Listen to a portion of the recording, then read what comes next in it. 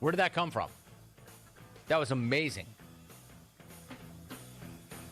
Huge call today brought to you by Greenhalgh, for the ones who get it done. Greenhalgh is offering supplies and solutions for every industry, 24/7 support, free access to product specialists, and an experienced staff in over 250 local branches. Call or click Greenhalgh.com or stop on by. It's officially a wrap. Go party, Chalk. You earned it. Bobby Okereke was a guest. Dan Lanning was a guest. Have a great weekend. See you Monday. We're out. You can't get much for $5 these days unless we're talking Wendy's Biggie Bag. It's everything you ever wanted in a bag. You can get your choice of a double stack, junior bacon cheeseburger, or crispy chicken BLT, plus 4-piece nugs, small fries, and a small drink, all for just $5. Now that's value without compromise. Oh yeah, did I mention it's just $5? Still, for real, for $5. Really, still $5. Get your Biggie Bag today. U.S. price and participation may vary. Here's a message just for the attorneys out there. So you passed the bar, joined a firm, or even built your own. Now are you finding out that you're doing more administration than actual law practice? Lexicon can help. Lexicon is a legal technology provider with over a decade of experience streamlining administrative tasks like timekeeping, billing, and more, so you can focus on maximizing billable hours and increasing client satisfaction. Call 855-4LEXICON or visit lexiconservices.com/go to learn more. Christie's Europub is the perfect place to relax, grab a bite, and enjoy a drink. Located in the heart of Greenville and just a few blocks from ECU's campus, Christie's offers lunch, dinner, and late night with live music every Sunday. Come and have brunch Monday through Friday from 11 to 3 or Saturday and Sunday from 11 to 4. Scratch cooking takes time, so relax and enjoy a pint at Christie's Europub today. For the latest information, check them out on Facebook, Twitter, and Instagram, or visit them online at christieseuropub.com. Before you hit the road this travel season, be sure to get your tires inspected by the tire guys at Greenville Auto World. The Greenville Auto World service team sells all the top brands and economy tires if you need a new set. Need an oil change, state inspection, or AC repair? Greenville Auto World can work on any type of vehicle, and the monthly oil change special is only $29.99. Make an appointment now by calling 364-8730. For award-winning service, trust Greenville Auto World.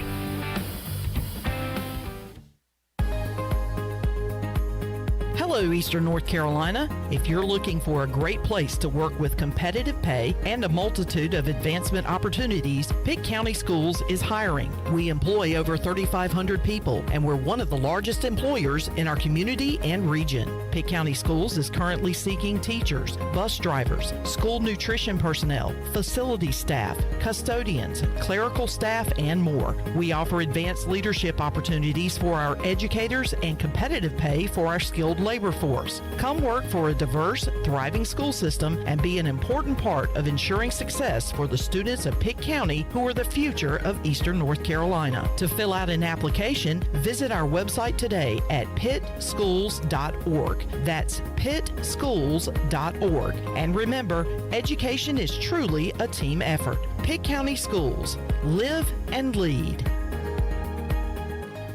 Have you experienced increased aches and pains recently? Have you heard of CBD? Hemp Garden is your premier CBD retailer in Eastern North Carolina. Do you find yourself having anxiety or in need of extra sleep support? Hemp Garden has a variety of Delta 8 and hemp-derived Delta 9 products that can assist with those issues. If you're unable to stop by the store, don't worry. Give them a call today at 413-6100 for a consultation, and they'll ship right to your door. Hemp Garden, 3040 South Evans Street in the Target Shopping Center in Greenville.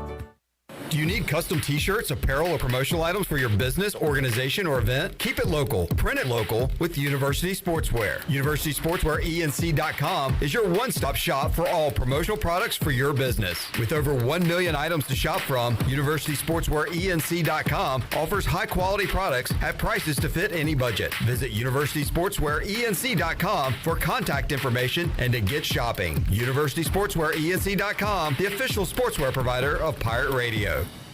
It's bow time. So it's game time and you got a bunch of rabid fans. Dad, we're hungry. You head out to fire up burgers and dogs and go from grill master to MVP. Then you realize, you're out of GAS. Yup, out of gas on game day. What do? Drop a big bow box on it. Game on. Feed a family of 4 with 8 pieces of chicken, biscuits, fixins, and tea. It's bow time. ASAP Party and Tent Rentals is your one-stop shop for weddings, anniversaries, corporate events, family reunions, birthday parties, or any celebration with friends and family. ASAP Party and Tent Rentals has the widest selection of tents, tables, chairs, linens, china, concession equipment, bounce rides, games, staging, wedding equipment, dance floors, and so much more. At ASAP Party and Tent Rentals, we help people get together. Call today at 756-7903. ASAP Party and Tent Rentals, locally owned and operated on Diamond Drive in Greenville near Agri Supply and Equipment Plus. This is Pirate Radio, WGHB Farmville, 1250 at 92.7 FM Greenville, WDLX Washington, 930 at 104.1 FM Washington. Can you be quiet, please? Thank you. Welcome to Pirate Radio Live. There's local politics, bud. I want to shake his hand. I want to shake his hand. I want to shake his hand. Was that supposed to be funny? Get these clowns out of here. Why would they do that? You were having a freaking game. Dude. It's a cocky bunch, man. Now live from the Pirate Radio studios in the heart of the Pirate Nation, here is your host, Clip Brock. Welcome in to a Football Friday and a Free Beer Friday edition of Pirate Radio Live. Clip Brock here inside the Pirate Radio studios, coming to you today on Pirate Radio 92.7 FM in Greenville, 104.1 in Washington. You can find us on 1250, 930, also online, pr927fm.com, and watch the show on Facebook Live and YouTube. Be a part of today's show. We'll have a lot of opportunities for you to get your words in here today. What are you looking forward to this sports weekend? What do you think about East Carolina and UCF, and any other things on your mind on this Friday? You can chime in on YouTube as well as Facebook Live, and hit us on Twitter as well. All right, we got some Elysian to give away today, the Night Owl Pumpkin Ale, and that can be yours in hour number 3 of today's show. So stick around for that. Coming up in hour number 3, we will make you a winner, a 12-pack of the Night Owl Pumpkin Ale, proudly distributed by Carolina Eagle Distributing since 1989, our Free Beer Friday giveaway today. We've got Shirley Rhodes, CJ Schaefer, the Chan Man here in studio. And coming up on today's program, you'll hear from Donnie Kirkpatrick and Blake Carroll in a little bit as we get our ECU football report in. Tony Dunn, CarolinaCatChronicles.com. We got a lot to talk about with Tony. We'll talk about it in hour 1 with Chandler. Christian McCaffrey, late last night, traded to the San Francisco 49ers as the Panthers rebuild is officially underway. We'll talk about that with Tony and make some picks. And I am the worst NFL picker potentially on planet Earth. I got to fix that very quickly, or I'm going to be left behind. Morgan Ahlers joins us at 5 o'clock. Brian North in the 5 o'clock hour as well. And Mark Greenhalgh, Golf Shop Radio Show, will join us. We'll talk football with all those guests, a little golf, and more coming up on today's program. As Tyler says on YouTube, give us a like, folks. Send us a Friday like, a Friday subscribe. That would be fantastic here on this Friday. Alex on Facebook, Chandler, I'll let you read this one. What does Alex say on Facebook? We're having a freaking game. We're having a freaking game tomorrow night. Blackout. Blackout, freaking game. Having a freaking blackout game. How about those freaking Pirates? How about those freaking Pirates? Mike Houston ready to go? Are the Pirates ready to go? How about those freaking Pirates? When they take on UCF on Saturday night. Do your damn job! Let's get a Friday vibe check with everyone, because mine are pretty low when it comes to this game. I have talked myself into being scared about UCF. I admit it. I've looked at a lot of numbers this week, and I'm scared. Shirley, if you don't mind hitting the sound here, because I am nervous. Are you nervous? Why are you nervous? Yes, I am. Why? Just as we inch closer to kickoff. I mean, this is a really, really good UCF program coming in here. The only thing I do like, and we've talked about this is their first. It's hard to believe. You're midway through October, their first trip out of the state of Florida. And you know, we've had other people talk about, you know, they haven't really played anybody, but this is a as always, at UCF program that's got a lot of speed. They got a quarterback that can put the ball down and run it. Maybe one of their, if not their fastest player on the team. Our defense is going to have to step up. Our defense is going to have to play a lot better than it did last week. They did make the plays that they needed to make to win the game, but UCF is a team that's going to be looking to get a win on the road, a true road win for the first time this year. So Pirates are 5-point dogs. I'm thinking the line might move towards UCF maybe as we inch closer to kickoff. Well, there's a reason it could drop in ECU's favor, and that is because if they start getting national TV buzz and somebody with some stature says they're taking the Pirates, it could make the public go towards ECU, and that happened last night on SportsCenter. Scott Van Pelt going over his winners. He loves East Carolina. He is 5-2 taking the Pirates, and he likes them again. Shirley hit Scott Van Pelt from SportsCenter last night. There are few things that bring me as much joy as this picture. It represents so many things. Those that know. No quarter! Sup, dogs? More like home dogs. Hey, Pirates to battle UCF and Dodie Ficklin, where they're always dangerous. Those are spectacular uniforms last week, by the way. All right, so SVP on the Pirates plus the points. Stanford Steve was rocking the home field apparel. That was cool. ECU Peach Bowl shirt under his jacket. So they are on the Pirates side, and I think Scott Van Pelt probably legitimately likes ECU, but I swear, every time they're a home dog, sub-dog, more like home dog, he takes East Carolina. So no quarter! I love when he says that. No quarter! He's doing it again. He's on the Pirates again. Yeah. CJ, how you feeling about this game? What? Excuse me? What? I'm with y'all. I'm nervous. Clip, I heard you mention you've talked yourself into being nervous about the game. There's nothing to talk yourself into. We should be nervous about this game as fans. Obviously, as a team, you would want to go into the game confident, but just as a fan and just looking at the two teams and the recent history of the matchup, it's an uphill battle for ECU before kickoff even happens. As we've seen, as we've talked about plenty of times throughout the week, Central Florida has a very explosive offense, and you would have to imagine that ECU is going to have their best offensive performance to date to have a chance at winning this game.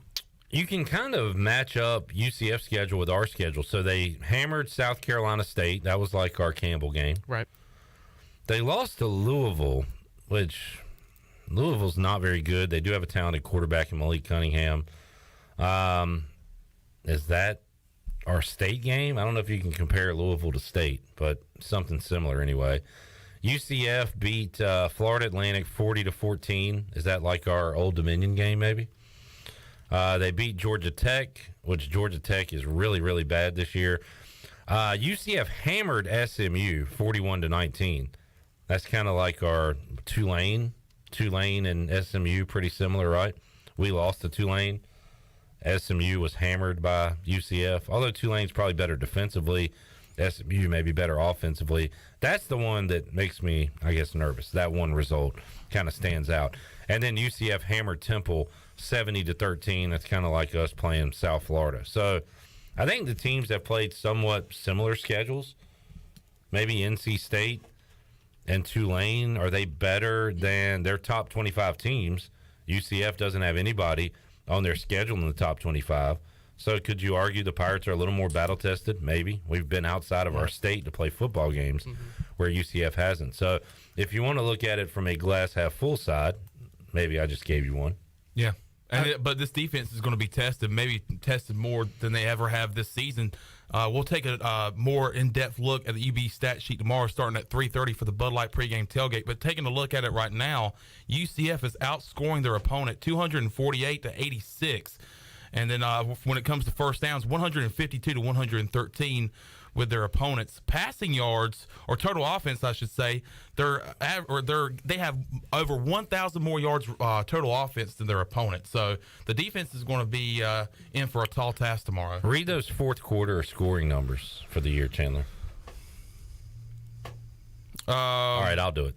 UCF has scored 66 points in the fourth quarter. Oh, wow. They have given up nine fourth quarter points all year long. So they are a second half team, much like East Carolina. And when it becomes time to finish it out, they have been able to do that so far this year. And like you said, this is a UCF team coming in that is similar to ECU in the sense that they have worn down their opponents throughout the course of a game. And even though East Carolina hasn't come out on the winning end of every game, you can clearly see in many of the games that we've played, most notably we could talk about NC State in the season opener, that it's a grind for 60 minutes for this ECU football team, and they will wear you down. And like I mentioned, we saw in the State game, they came back. They made plays when they needed to late in the fourth quarter. Missed, obviously, the couple plays that would have sealed a win, but ECU is going to be tested by a UCF team who plays very similar to them when it comes down to crunch time. Johnny Robertson is our unique stat guy. Today he becomes an observation guy on Facebook. He says, I have watched UCF 3 times this season. I love Plumlee, but he isn't a great passer. His receivers are getting so much separation that makes his job very easy. So that is an astute observation there by Johnny Robertson. And looking at it, it does look like that John Rice Plumlee is a more dangerous runner than he is a thrower. He did both against Temple, but that's going to be something East Carolina is going to have to account for. Another fast, scrambling quarterback that can hurt you in a number of ways. We've seen multiple of those this year already. You can count Michael Pratt maybe as one of those guys that can run, but a guy like a Campbell guy that kind of gave ECU fits early on in that football game. Continuing to look at some of the scores throughout the quarters, it's pretty even when it comes to scoring in each quarter. 55 in the first, 61 in the second, 66 in the third, and 66 in the fourth. The most that opponents are scoring is in the first quarter with 38. So it's very important for Dottie Kirkpatrick and this Pirate offense to get off to a fast start, but stay consistent and keep the pedal to the metal. Tyler says UCF isn't bad, but those stats are skewed by 2 or 3 games for them, like South Carolina State and Temple. Maybe. Would you say that East Carolina's offensive numbers are skewed by games like Campbell and South Florida? Think you could do that. Robert says Plumlee is not super accurate. Does that mean he's kind of accurate, sort of accurate, not super accurate? Got to get some pressure on Plumlee and also at the same time keep him from scrambling and getting out of the pocket. So East Carolina, a dog heading into the game against UCF on Saturday. We will be with you 3:30 on the Bud Light pregame tailgate.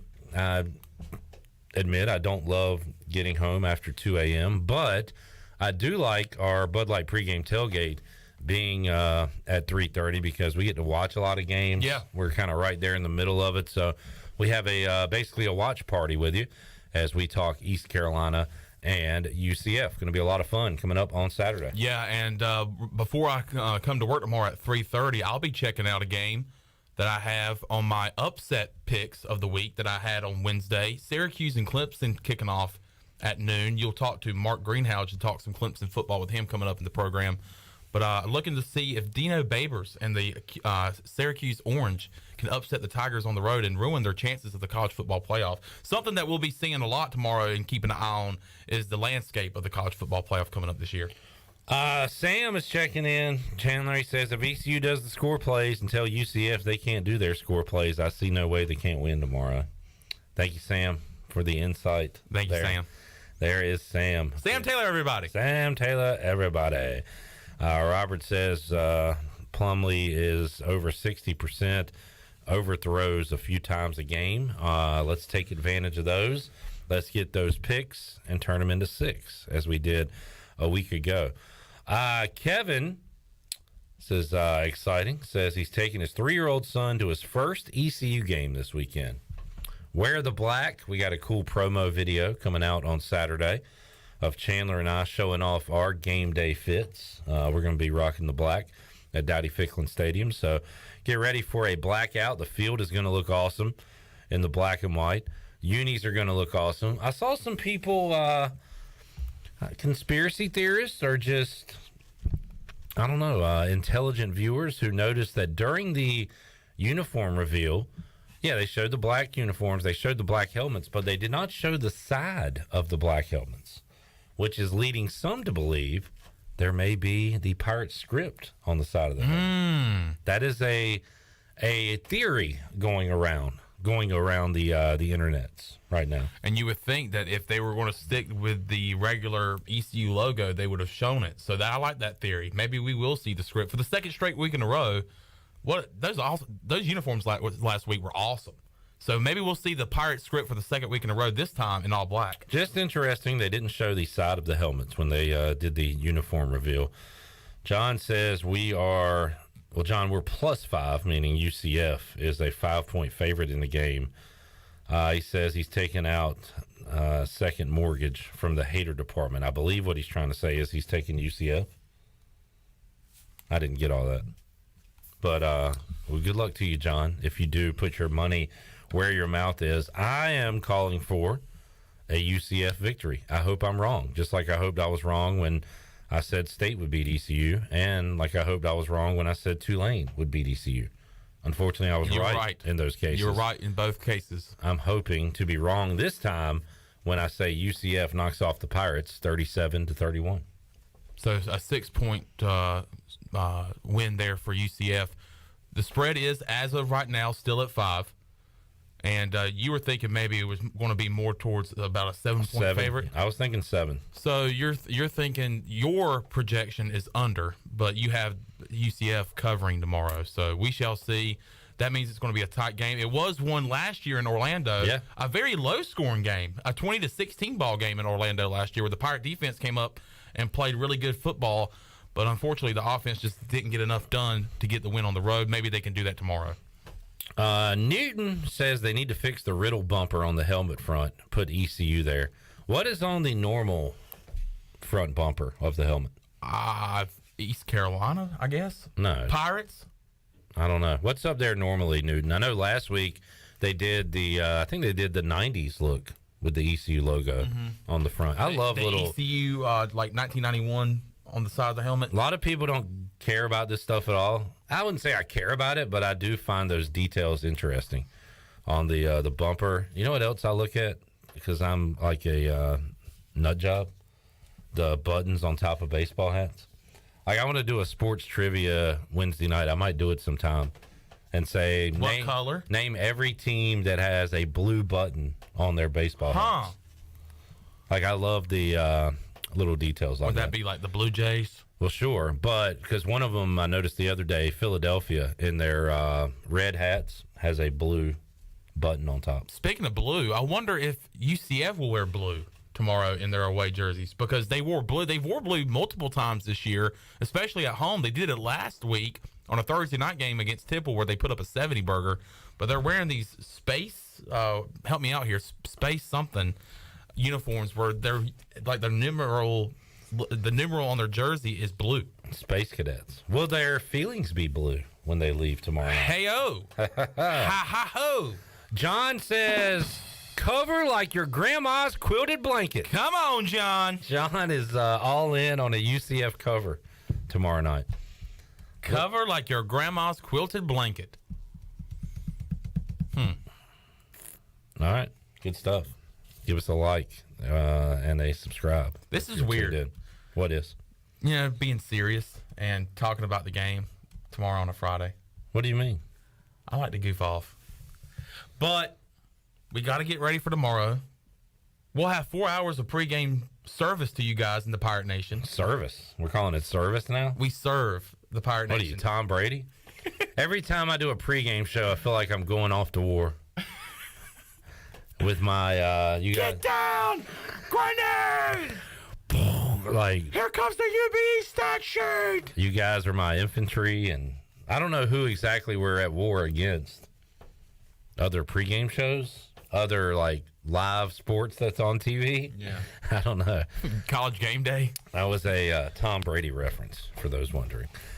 He goes off to war during football season. And apparently, when you're in war, you get to also go to cool weddings with billionaires, like Robert Kraft. But he goes to war but when he's deployed back home, he doesn't want to see his family. No. You know that awesome video, and I mean this sincerely, when they're at the airport and they're seeing their wife and kids, or the surprise ones. They make me cry every time. Where they go in the classroom or like karate class. The one where the lady's like a dentist and her son's sitting there waiting for her in the dentist chair. Oh my God, it gets me every time. Yeah, I mean those are tear-inducing videos and moments that are very, very special. Tom Brady doesn't have those moments with his family. He cries when he sees his family because he's like, oh God, there's my family. He arrives home, they go up to hug him, and he just shoots past them and goes in the backyard and starts throwing footballs. They're like opened arm, and he's like running towards them and then pushes them out of the way. Gronk's out there drinking tequila, and they just start tossing the football around. All right, so we'll be with you 3:30 tomorrow, Bud Light pregame tailgate. Chandler, I got to ask, how are you doing today? Because something happened last night that really affected you, I would think. Yeah. Reality has set in. Set in? Set in? Yep. Reality has set in. Do you think it was sit in? No, I just said that wrong. Okay. I'm sorry. All right. I'm choked up. Because then I said set, and I'm you upset. acted like, set in is how you say it? It's set in. Reality has set in as a Panther fan. Yeah. And how about a late night bomb? How about a late night chef bomb? Now, it was about 11:30 here, but San Fran was rejoicing in the Bay Area when they got the news at about 8:30 that they were acquiring Christian McCaffrey. Christian McCaffrey no longer a part of the Panthers after 5.5 years with the organization. It is officially rock bottom. It is officially rebuild mode. The Carolina Panthers are underway, and it's nothing but up from here. Reality has set in. I know now, okay, now's the time to resettle, reconstruct, and let's get going in the right direction. Kevin on Facebook Live says, I'm done with the Panthers.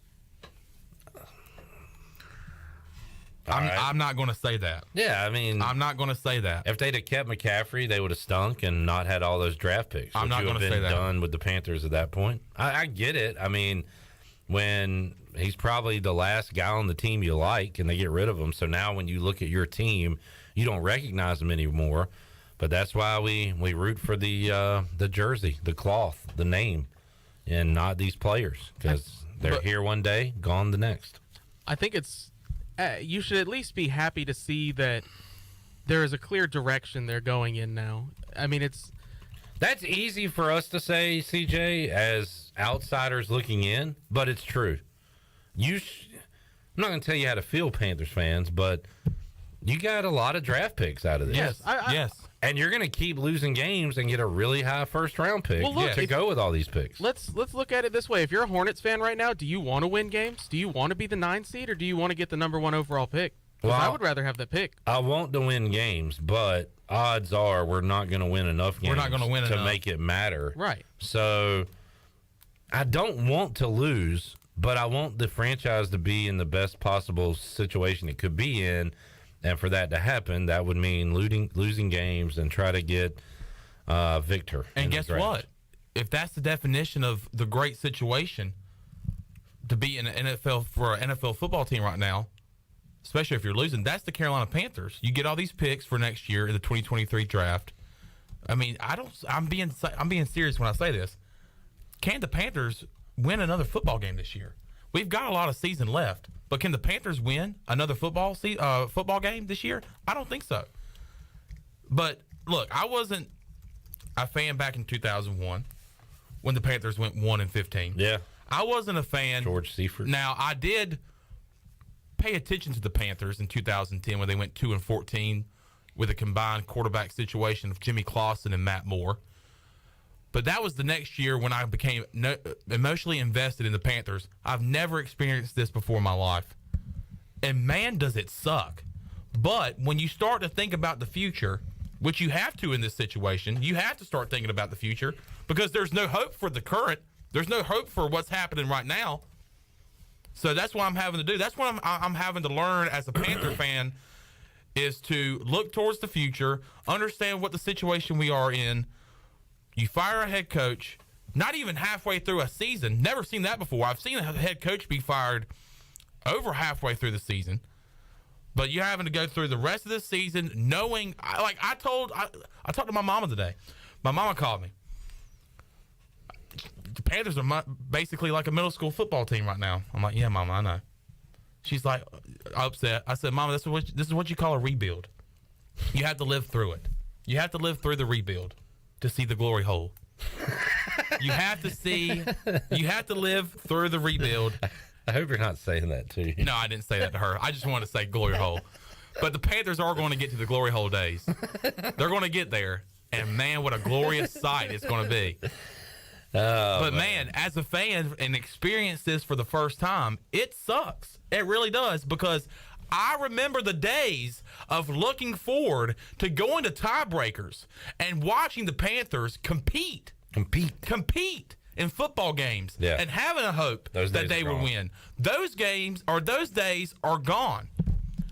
I literally said today, I had a buddy call who's also a Panther fan, and I said, I don't know if I'm going to be more watching other games. Bless my heart, I was actually paying attention to that Rams game last week. Why? I don't know. But guess what? It's not happening for the rest of the season. I will glance and say, oh, P.J. Walker threw a pick six. Great. Let's see what's going on with the Chiefs game. I've never experienced this before in my life. It stinks, but you got to fight through it. Welcome to my world, baby. Welcome to being a Washington fan, a fan of a poorly run franchise. So it bottomed out in 11 and 10. Panthers got the first pick in 2011. They got Cam Newton. Went 6-10. He was Rookie of the Year. The next year they go 7-9. Kuechly, Defensive Rookie of the Year. Mm-hmm. Then it hits. So they bottom out in 10. First pick in 11. It finally hits for them in 13. They go 12-4 that season. They go 7-8-1 the following season, win a playoff. Won the division that year. Yeah. 2015, that was the year. That was the glory hole days. That was the glory hole days. 15-1, lost in the Super Bowl. Cam's the MVP. To Denver. Cam Newton, MVP. Ron Rivera, Coach of the Year. And then, boy, it was a short window for you, because 16 they go 6-10. Yep. 17, 11, and 5, and hadn't been in the playoffs since. And that's when the quarterback debacle really started. And the quarterback situation that is a disaster, a total dumpster juice, started in the 18 year. So, but what did it give you? What did a rebuild and the number one pick give you? It gave you, let's see, 7-9 at least is decent. Like, that was probably a fun year to follow the team. And back in that day, the NFC South was just absolutely awful. Yeah. I mean, when you're winning the division 7-8-1, that's awful. But you are having a chance to make the playoffs. It gave you a 6 or 7 year window of football for you, like you said, to look forward to. To look forward to a Sunday. I wake up every single day and saying, I'm one day closer to Panther football on Sunday. Yeah. I don't have that feeling now. For the first time in my fandom as a Carolina Panther fan, do you remember the first time that ever happened to you? Serious question. Do you remember? Because I know as a kid, as a young Clip Brock, you look for, and you can't say I'm lying, you look forward to Redskins games. Yeah. And then it got to a point where, and you're like this right now, so you don't give a damn about the Commanders playing on Sunday. Nah. So in the 90s, I was all in. The worst thing that happened was Washington went to the playoffs in 99 and won a playoff game, because then Dan Snyder got anxious, and that's when he brought in the old-ass Bruce Smith, Deion Sanders, Dana Stubblefield, Adam Archuleta, like just signing all these guys that sucked. Did I mention Deion? I think I did. So that was 2000. It started to make a turn there. I mean, it was probably the Spurrier days. I don't know. Then they brought back Gibbs. It probably really hit maybe year 2 of Jim Zorn. Mm-hmm. So, but no, I know what you're going through. It sucks, man. Like you lose your innocence. You lose your You thought that this team would always have your back. You would always have them. They would be recognizable to you. It's a shame when they go out on the field and you just say, that's not what I used to root for. That's not what 13, 14-year-old Chandler Honeycutt used to look forward to. Yeah. It's tough, man. I mean, look, if you need somebody to talk to, I'm here. Because I've gone Well, I'll tell you right now, talking about it for the past 5-10 minutes has made me feel better. Good. Because, I mean, it really thinking about how happy – that's the thing. It's thinking about how happy I used to be. Oh, I remember, man. How happy I was to be one day closer to Sunday. And to not have that feeling anymore. I'm being – this is not a joke. I know. I was laughing upset. at Stan Briggs' tweet. No. And I'm not saying that to you. People out there probably think this is a bit. This is upsetting. Chandler, to not have that feeling anymore. Do you know what the most beautiful sight was for me growing up? I kid you not. It was not presents under a Christmas tree or, my first middle school girlfriend or it was going through, and I guess somewhat FedEx, but really it was walking into RFK Stadium and you're walking in the concourse, but you see that first glimpse of that beautiful grass in the football field. That sight for me, man, that's still the most beautiful thing I've ever seen in my life. Yeah. Because you're in that shaded concourse and the sun is shining down on the stadium. So when you get that first peek through the aisle there, the tunnel, and you see that bright green grass and the burgundy and the Redskins in the end zone, and that was just special, man. I know. I remember my first Carolina Panther game and thinking about how beautiful. I mean, it was as if I was walking into the gates of heaven. Breathtaking. Nothing better. No better sight in my life. Would I feel that way now? I would be excited to go and enjoy a game day in Pantherland in Uptown Charlotte, but it would just be the knowing same. that the results will not be there by the end of the day, knowing I will be disappointed by the end of the day, which I experience that now every single Sunday, it's different. Because back then you go and experience game day in Uptown Charlotte. You have hope that there's going to be an awesome product on the field. You have hope that you're going to go home happy. And now, as a Carolina Panther fan, there is no hope.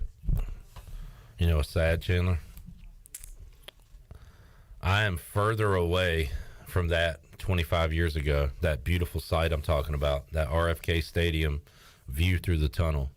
I'm further away from that than I am from my death.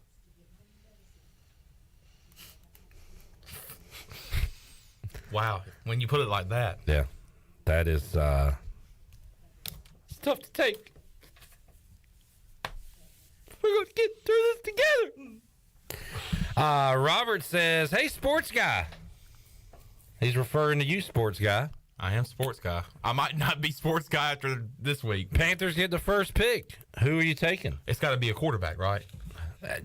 This is your question. It's got to be a quarterback, right? Answer the question. It all depends on which quarterback it is. You can go to Bryce Young. You can go to C.J. Stroud. Answer the question. People are throwing in Hendon Hooker now with the performances that he's had in the past few weeks. Hendon Hooker.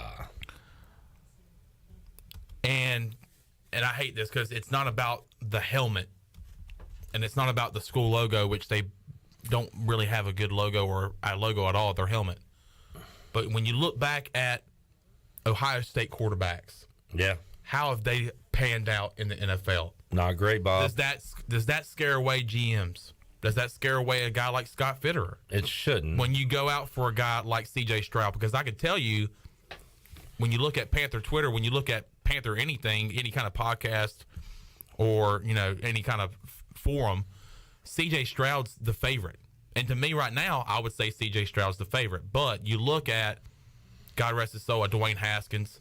You look at a Cardell Jones. You look at a J.T. Barrett or whatever like that. Terrell Pryor. Kirk Herbstreit. Will C.J. Stroud fall into that category of Ohio State Buckeyes that didn't pan out in the NFL? Up until very recently, Alabama quarterbacks haven't done anything. Now they have very, very recently. With Mac Jones. Tua. Jalen Hurts, if you want to count him. Yeah. So we'll see. I will go, and to answer your question, Robert, I will go with a C.J. Stroud. All right. So that is subject to change. Yes. We're in October talking about next year's draft, so you can update your big board accordingly. But we got to get a quarterback. We got to get a quarterback. Yeah.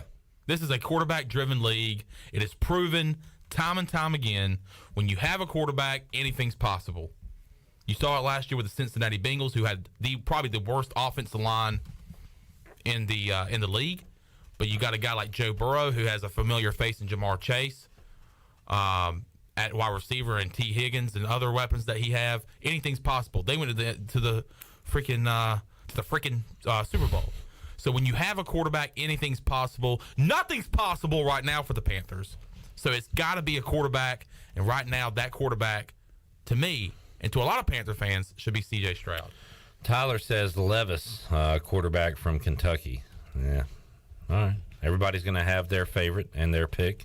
And we've got a lot of time to diagnose these quarterbacks, both in the regular season, bowl season, playoff season, and the combine as well. So Panthers are on the lookout for the fifth straight year, whatever it is. And I remember, I'm talking about this, I'm talking about losing consistently and not having hope and knowing that you're in a rebuild. I'm talking about that and talking about my first-time experience. It was a couple of years ago I was on this show, or maybe just last year, I was talking about my first time experiencing not having a quarterback. Yep. I was used to Cam Newton. It was nothing but Cam Newton growing up for me. First time me experiencing a quarterback roulette, a quarterback revolving door.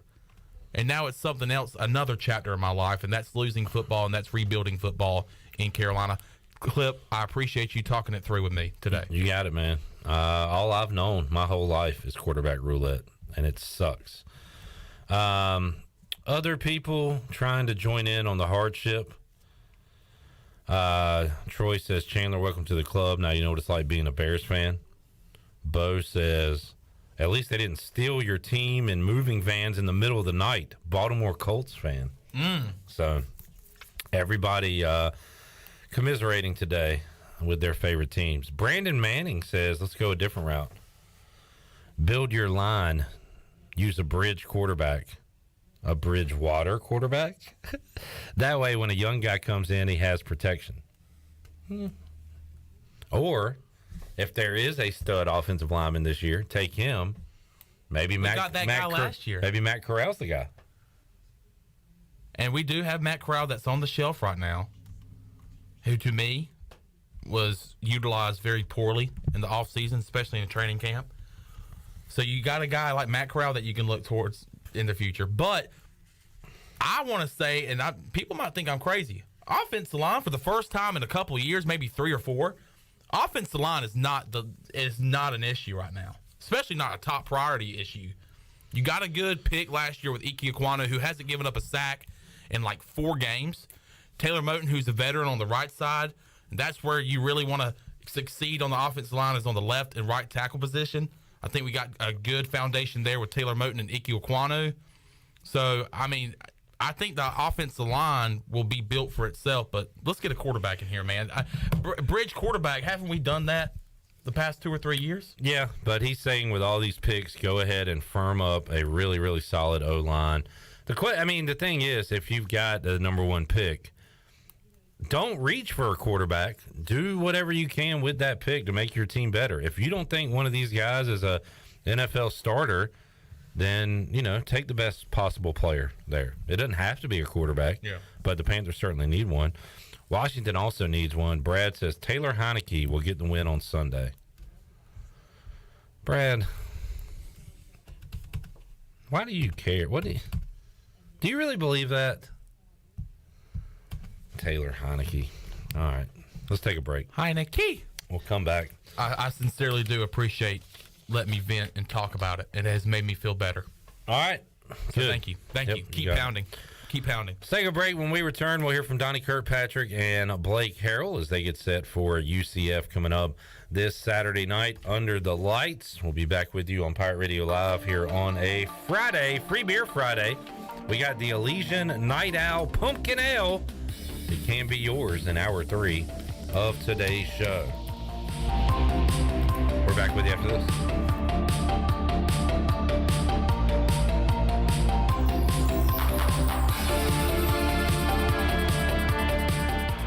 The Buccaneer Music Hall is your beacon of music in the land of pirates. The doors open at noon, 7 days a week. And the Buck has live music every night, along with football.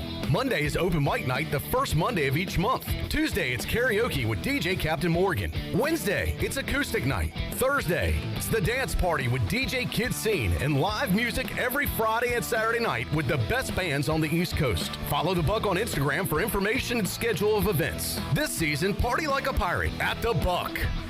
Here today with Jeff Stein from Brown & Wood. Jeff, how's the service department? Service is going great. Like I told you before, 2022 is the year of the customer. We've been voted #1 dealership in Greenville for 3 years in a row, and there's a reason why. For service, we still offer free pickup and drop-off, so we're trying to make it super convenient for the customer. And right now, our customers are repairing their vehicles more than ever. How can people make a service appointment? They can go to brownwood.net or dial 355-6080.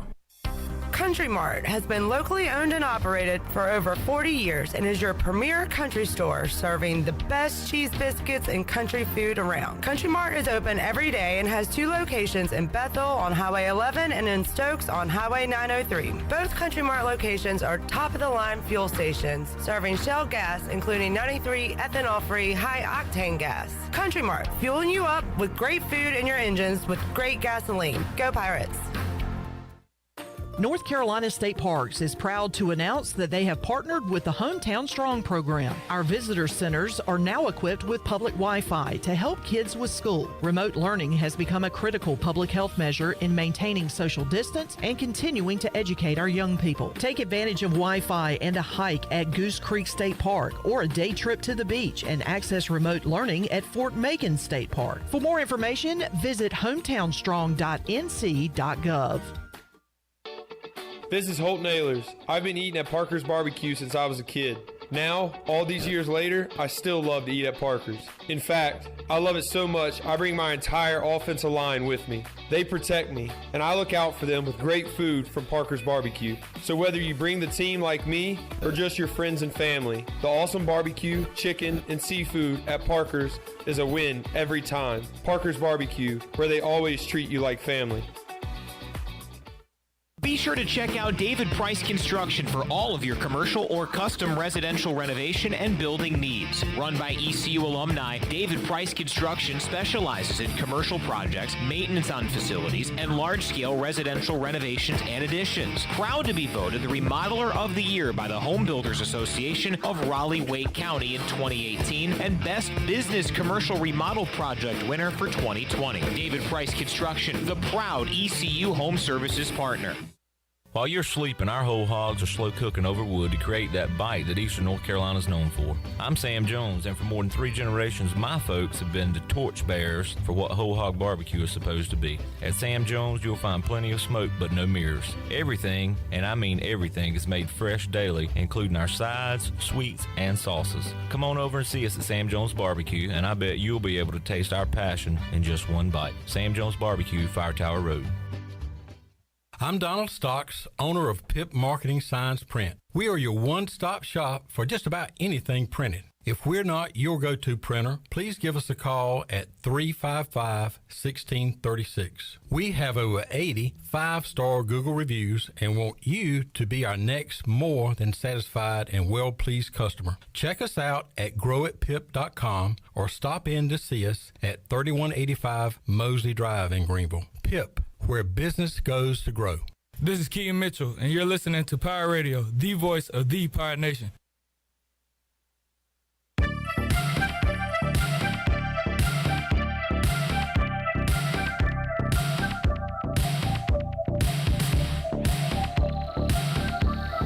You're listening to Hour 1 of Pirate Radio Live. Do you need custom t-shirts, apparel, or promotional items for your business, organization, or event? Keep it local. Print it local with University Sportswear. Contact them today at universitysportswearenc.com. Now, back to the show. Welcome back. Vacation spots are right here in your very own backyard. Take a trip to a state park and enjoy traditional camping, RV space, and also air-conditioned cabins that can be rented with Wi-Fi. If you're by a lake, be sure to check out the opportunities to rent a canoe or kayak and get out on the water. Your next adventure is right around the corner. For more information, please visit ncstateparks.gov. Now let's head back in to Pirate Radio Live. Here is your host, Clip Brock. All right, Pirates, Knights. Remember they were the Golden Knights? Yes, I do. Why aren't they golden anymore? What happened? That's a good question. Great question. They lost their shine. Because they had their golden year when they won the national championship. They threw it away. There you go.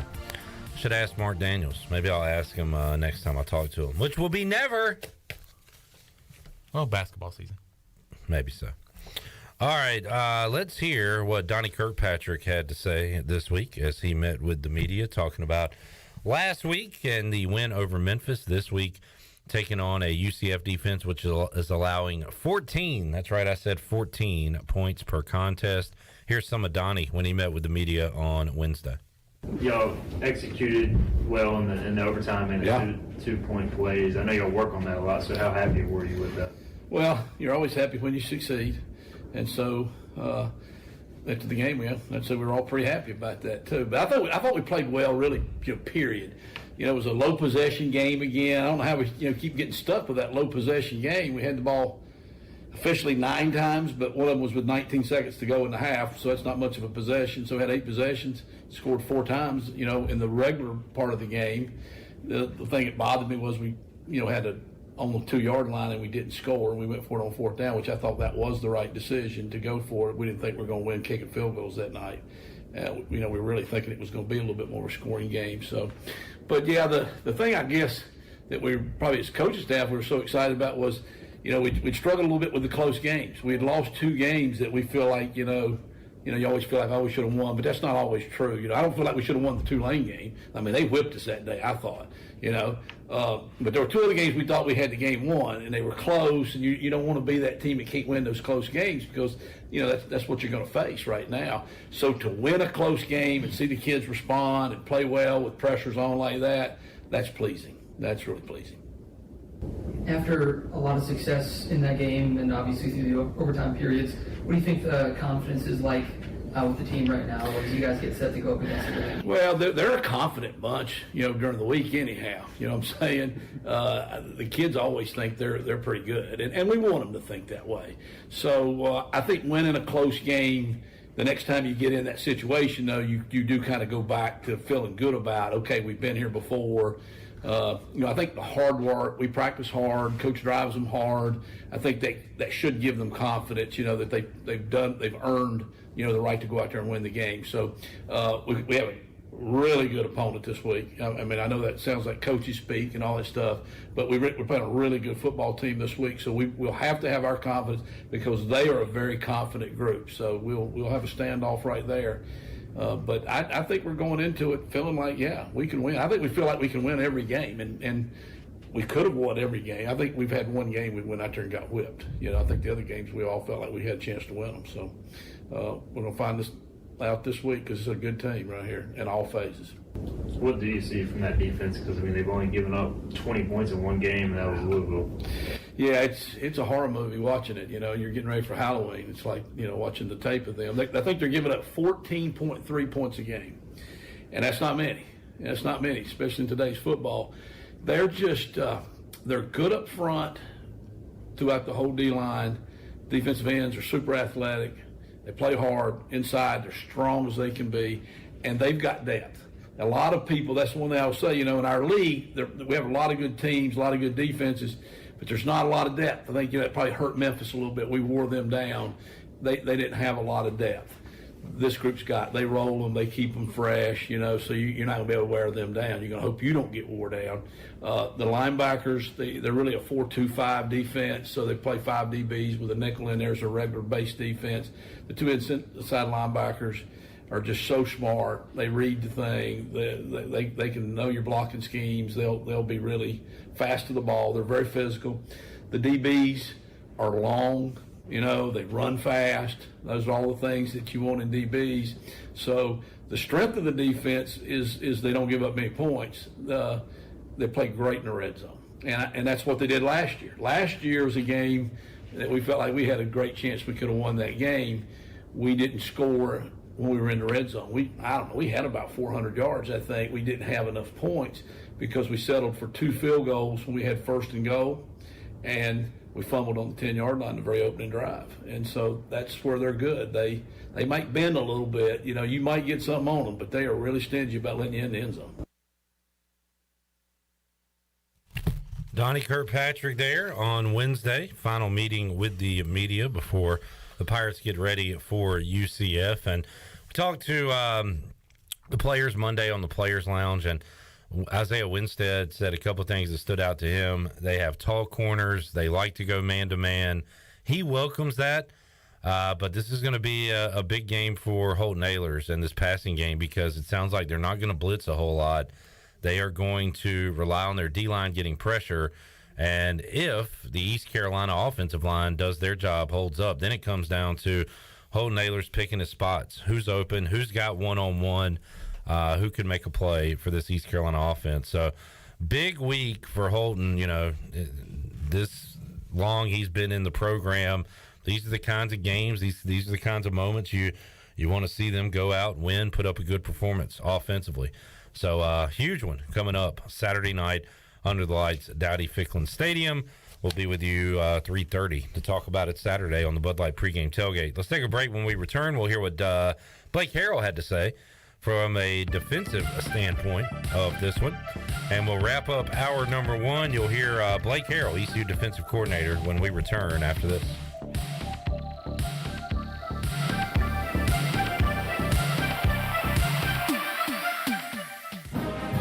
Pirate fans, time to get back in black this week as the Pirates host American rival UCF Saturday night at 7:30. It's our Painted Black game.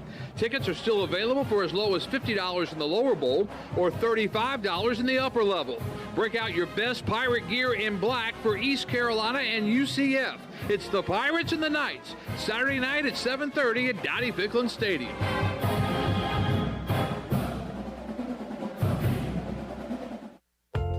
This is Braxton Green with Angel Oak Home Loans. If you're looking to purchase a home, it is still a great time, and being pre-qualified before you begin shopping is an advantage. At Angel Oak, we offer a wide variety of programs ranging from conventional, government, and portfolio loans that can fit most financial situations. To get started, contact our experienced team of Talbot Green, Joanne Weir, Wanda Hager, or myself, Braxton Green, at 751-2060. NMLS 1719250, Equal Housing Lender. Greenville Utilities electric customers will soon be able to receive text notifications in the event of power outages. Enrollment is automatic, so make sure GUC has your cell phone number by signing into your account at GUC.com, then update the information in your user profile. Want to talk with someone instead? Call 252-752-7166 during business hours. 252-752-7166. Update us so we can update you. Visit GUC.com for more information. All anniversaries are special, but because it's Bostic Sugg Furniture's 85th anniversary extravaganza, we packed a lot into our big extravaganza with not one, not two, but 3 ways to save. Extra 10% off, plus $19.37 local delivery, plus 6 months special financing on all in-stock and custom orders. Change your mattress, change your life, and get 48 months special financing during the big 85th anniversary extravaganza on now at Bostic Sugg Furniture. Every team knows that the two-point play can be a winning move. That's why I'm here. State Farm agent Timothy Sawyer and my team are here to help you go for 2 by combining your home and auto insurance. It's a great call that saves you time and money. So go for the win and score some savings by combining your home and auto. It's just another way we're here to help life go right. Call me, Timothy Sawyer, at 493-0002 today. Revive Health and Wellness of Greenville is here to enhance your health, assist you with weight loss goals, improve your overall feeling of well-being, elevate your natural beauty, and to give you the confidence that you need and deserve. Locally owned and operated by Samantha Casper, Revive Health and Wellness has a new location and is ready to serve you. Visit them at 2459 Emerald Place in Greenville. Call today to set up an appointment at 350-1805 or go online at revivehealthwellness.org. Hi, Pirate Nation. This is Kyle Gaines from Washington Chrysler Dodge Jeep Ram. Are you ready for fall? Because we are with our fall savings event. Also, are you tired of other dealers marking up their vehicle over MSRP? Don't worry, because at Washington Chrysler Dodge Jeep Ram, we don't do that. Come work with the best salesman in Beaufort County, Stephen Tyson, voted by Washington Daily News. Have the pleasure of working with the best sales staff in Eastern North Carolina during our fall savings event. We have a vehicle for every need. Come check out the all-new design Jeep Grand Cherokee and more. And remember, drive a little, save a lot. Go Pirates. CD's Grill is known for great homemade breakfast and awesome country cook and lunch specials. And now CD's Grill is open for dinner Monday through Friday. That's right. CD's Grill, located on Fire Tower Road in Winterville, is now open for dinner. And CD's is excited to announce that every Friday night is steak night. CD's Steak Night every Friday night starting at 4:30 features certified Black Angus ribeye steaks, baked potato or sweet potato, and a salad bar. You asked for it, and once again, CD's Grill delivers every Friday night with Steak Night. CD's Grill, 111 West Fire Tower Road in Winterville. Pirate Radio. The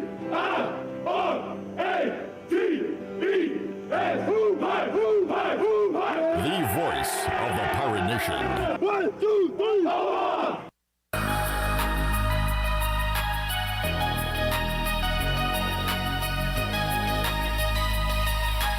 You're listening to Hour 1 of Pirate Radio Live. Do you need custom t-shirts, apparel, or promotional items for your business, organization, or event? Keep it local. Print it local with University Sportswear. Contact them today at universitysportswearenc.com. Now, back to the show. Welcome back. Need some beer for the weekend? The Jarvis Street Bottle Shop near Christie's Euro Pub is a specialty shop selling craft, domestic, and import brews along with wine and growlers. The Bottle Shop offers monthly beer and wine tastings featuring rotating North Carolina craft breweries along with live music and discounts. Stop by Tuesday through Sunday or check out the Jarvis Street Bottle Shop on Instagram, Twitter, and Facebook. Now let's head back in to Pirate Radio Live. Here is your host, Clip Brock.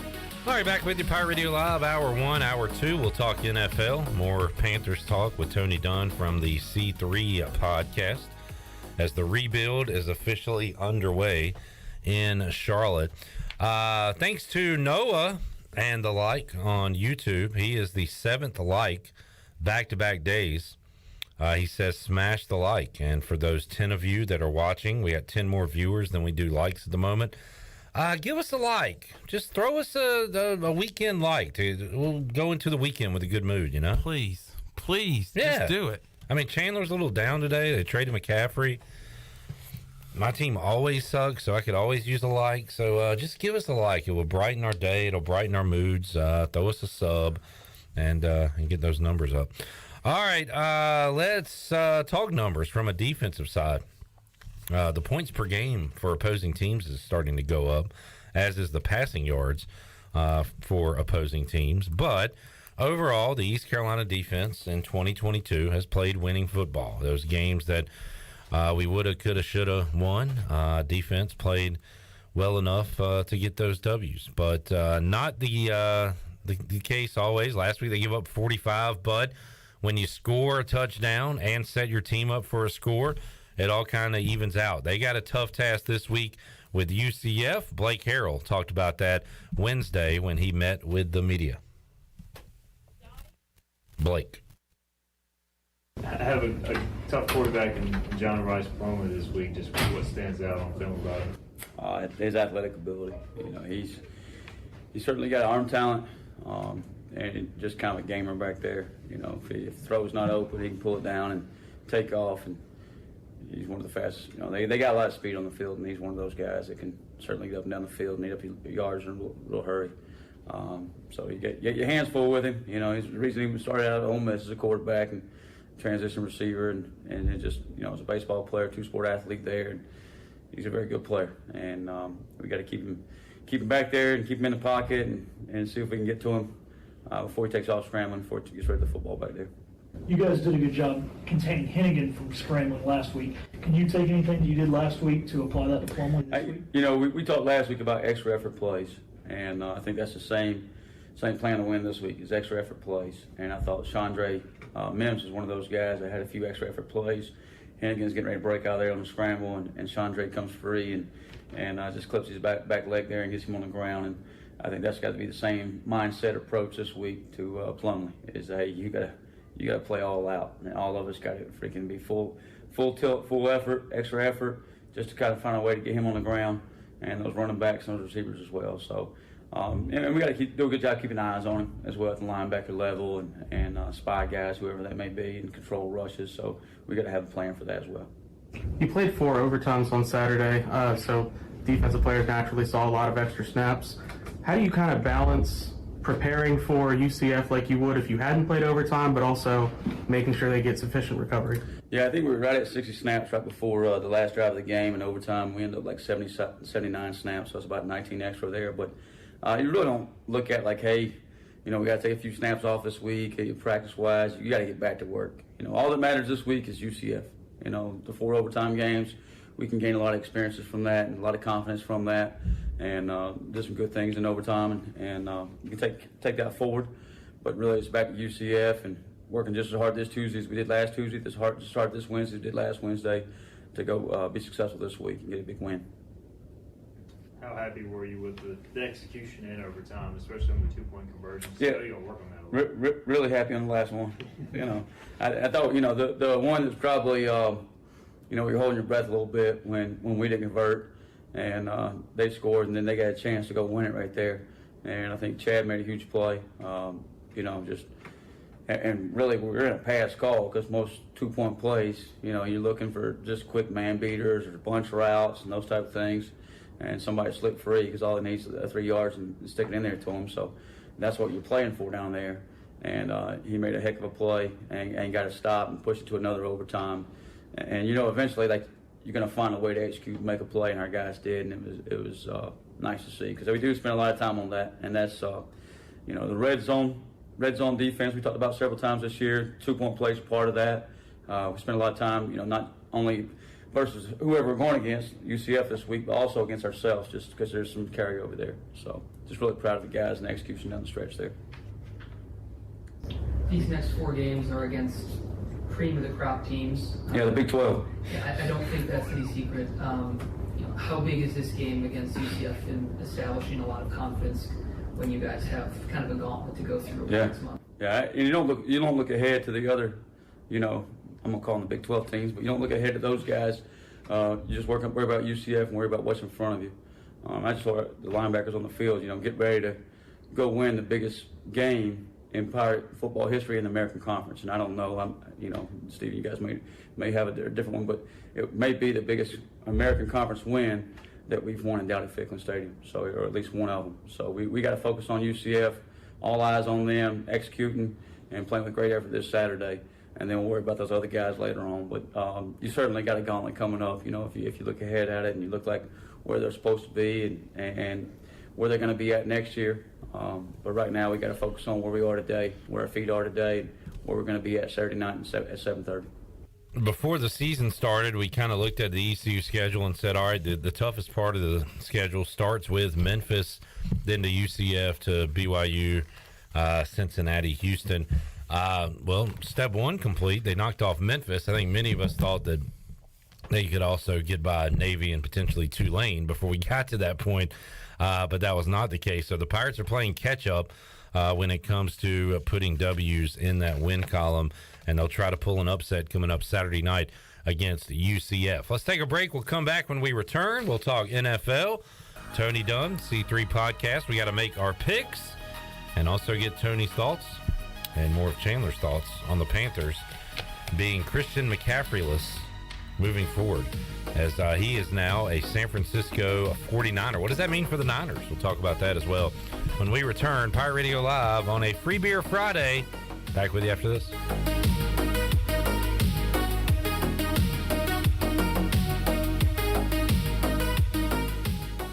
how does short points work? Well, at Jersey Mike's, 6 regular number 13s plus 3 giant number 7s equals a free regular number 13. So Pepsi and Lay's now earn more points towards free subs. That adds up. Exactly. Download the Jersey Mike's app and earn rewards towards free subs with every sub, Pepsi, and Lay's you purchase.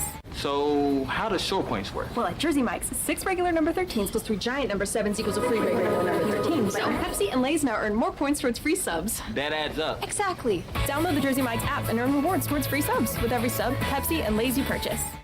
UBE and PirateWear.com is excited to offer Pirate Nation the largest selection of new ECU merchandise and tailgate supplies ever. UBE has the best prices in town, so that makes UBE your one-stop shop for all things ECU. UBE does daily restocks of Champion, Adidas, and Under Armour. Don't forget to bring your young Pirates in to plunder the Crow's Nest, which is the only kids store dedicated to ECU. Plenty of free parking uptown in Greenville. Visit them at PirateWear.com. Go Pirates! Familia on Fire Tower Road in Winterville has a brand new updated menu. Open from 4 to 9 Tuesday through Saturday and 11 to 9 on Sundays, Familia has a variety of pizza combinations and classic Italian dishes that are sure to tackle your taste buds. Enjoy Thirsty Thursdays with $3 drafts with several local brews on tap. And who doesn't love brunch? Familia has Sunday brunch from 11 to 2. Follow Familia on social media for their pizza of the week for just $12. Visit online at FamiliaNC.com. Familia, that's Italian for family. Welcome to US Cellular, where new and current customers choose any phone they want for free. Free? Even the one with 5G and lots of storage? Free. And the one with the latest everything? Free.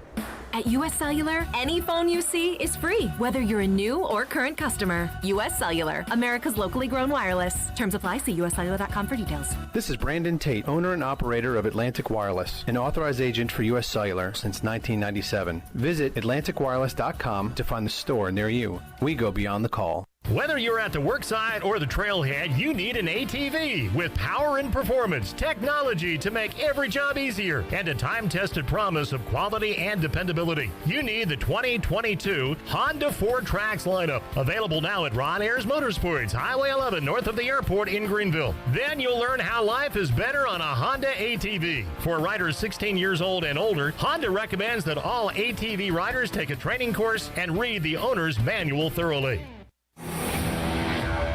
The best burgers around. Everyone loves a thick, juicy, and fresh burger. Tiebreakers in Greenville, plus the all-new Tiebreakers in Winterville do real burgers better than anybody. So don't just go to any burger-themed restaurant chain. It's time to break the chain and eat local. Tiebreakers, real burgers at its best. Everybody loves burgers. Hey Pirate Nation, Shimmer Boutique is your one-stop shop for all your tailgate essentials. This is Holton Ahlers, and if you need a Yeti cooler, apparel, shoes, or accessories for the season, Shimmer has you covered. Shimmer Boutique is also the exclusive retailer in Greenville carrying the largest selection of built-in broken gear for adults and youth. Be ready for game day and every day at Shimmer Boutique on Greenville Boulevard behind Starbucks and in Winterville across from Lowe's. Go Pirates! Do you ever talk to yourself about where to eat today, and then you hear, Warren's hot dogs. Then you're thinking, yeah, 2 hot dogs, chips, and a drink for only $6.25 would be awesome. Warren's hot dogs. And maybe some homemade lemonade, perhaps a pizza or a sub, and definitely an apple or peach turnover. Warren's hot dogs. Don't overthink where to eat today. Go to Warren's Hot Dogs in Greenville across from Ron Ayers or in Chocowinity next to the fire station. Warren's Hot Dogs, serving the Pirate Nation since 1991. Go Pirates! This is Pirate Radio, WGHB Farmville, 1250 and 92.7 FM Greenville, WDLX Washington, 930 and 104.1 FM Washington.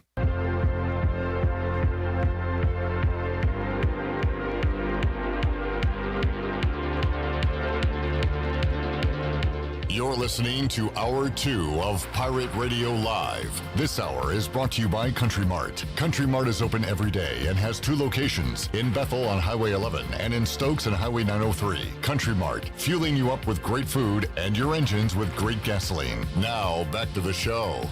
Welcome back. Do you need custom t-shirts, apparel, or promotional items for your business, organization, or event? We'll keep it local and print it local with University Sportswear.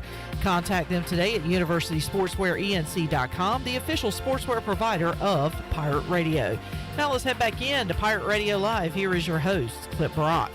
Hour 2, Pirate Radio Live on a Free Beer Friday. We've got Elysian on the line today. Elysian, which I believe is how you pronounce it. I've had the beer before, but I've never had to say it before. Tony, are you familiar with this brand? I'm not a pumpkin guy. Well, this is I do like pumpkin pie, but this particular beer is pumpkin, but I mean, Elysian has like the space dust. I've had that one. Yeah, that's what I'm saying. The Elysian. The weed beer. Yeah.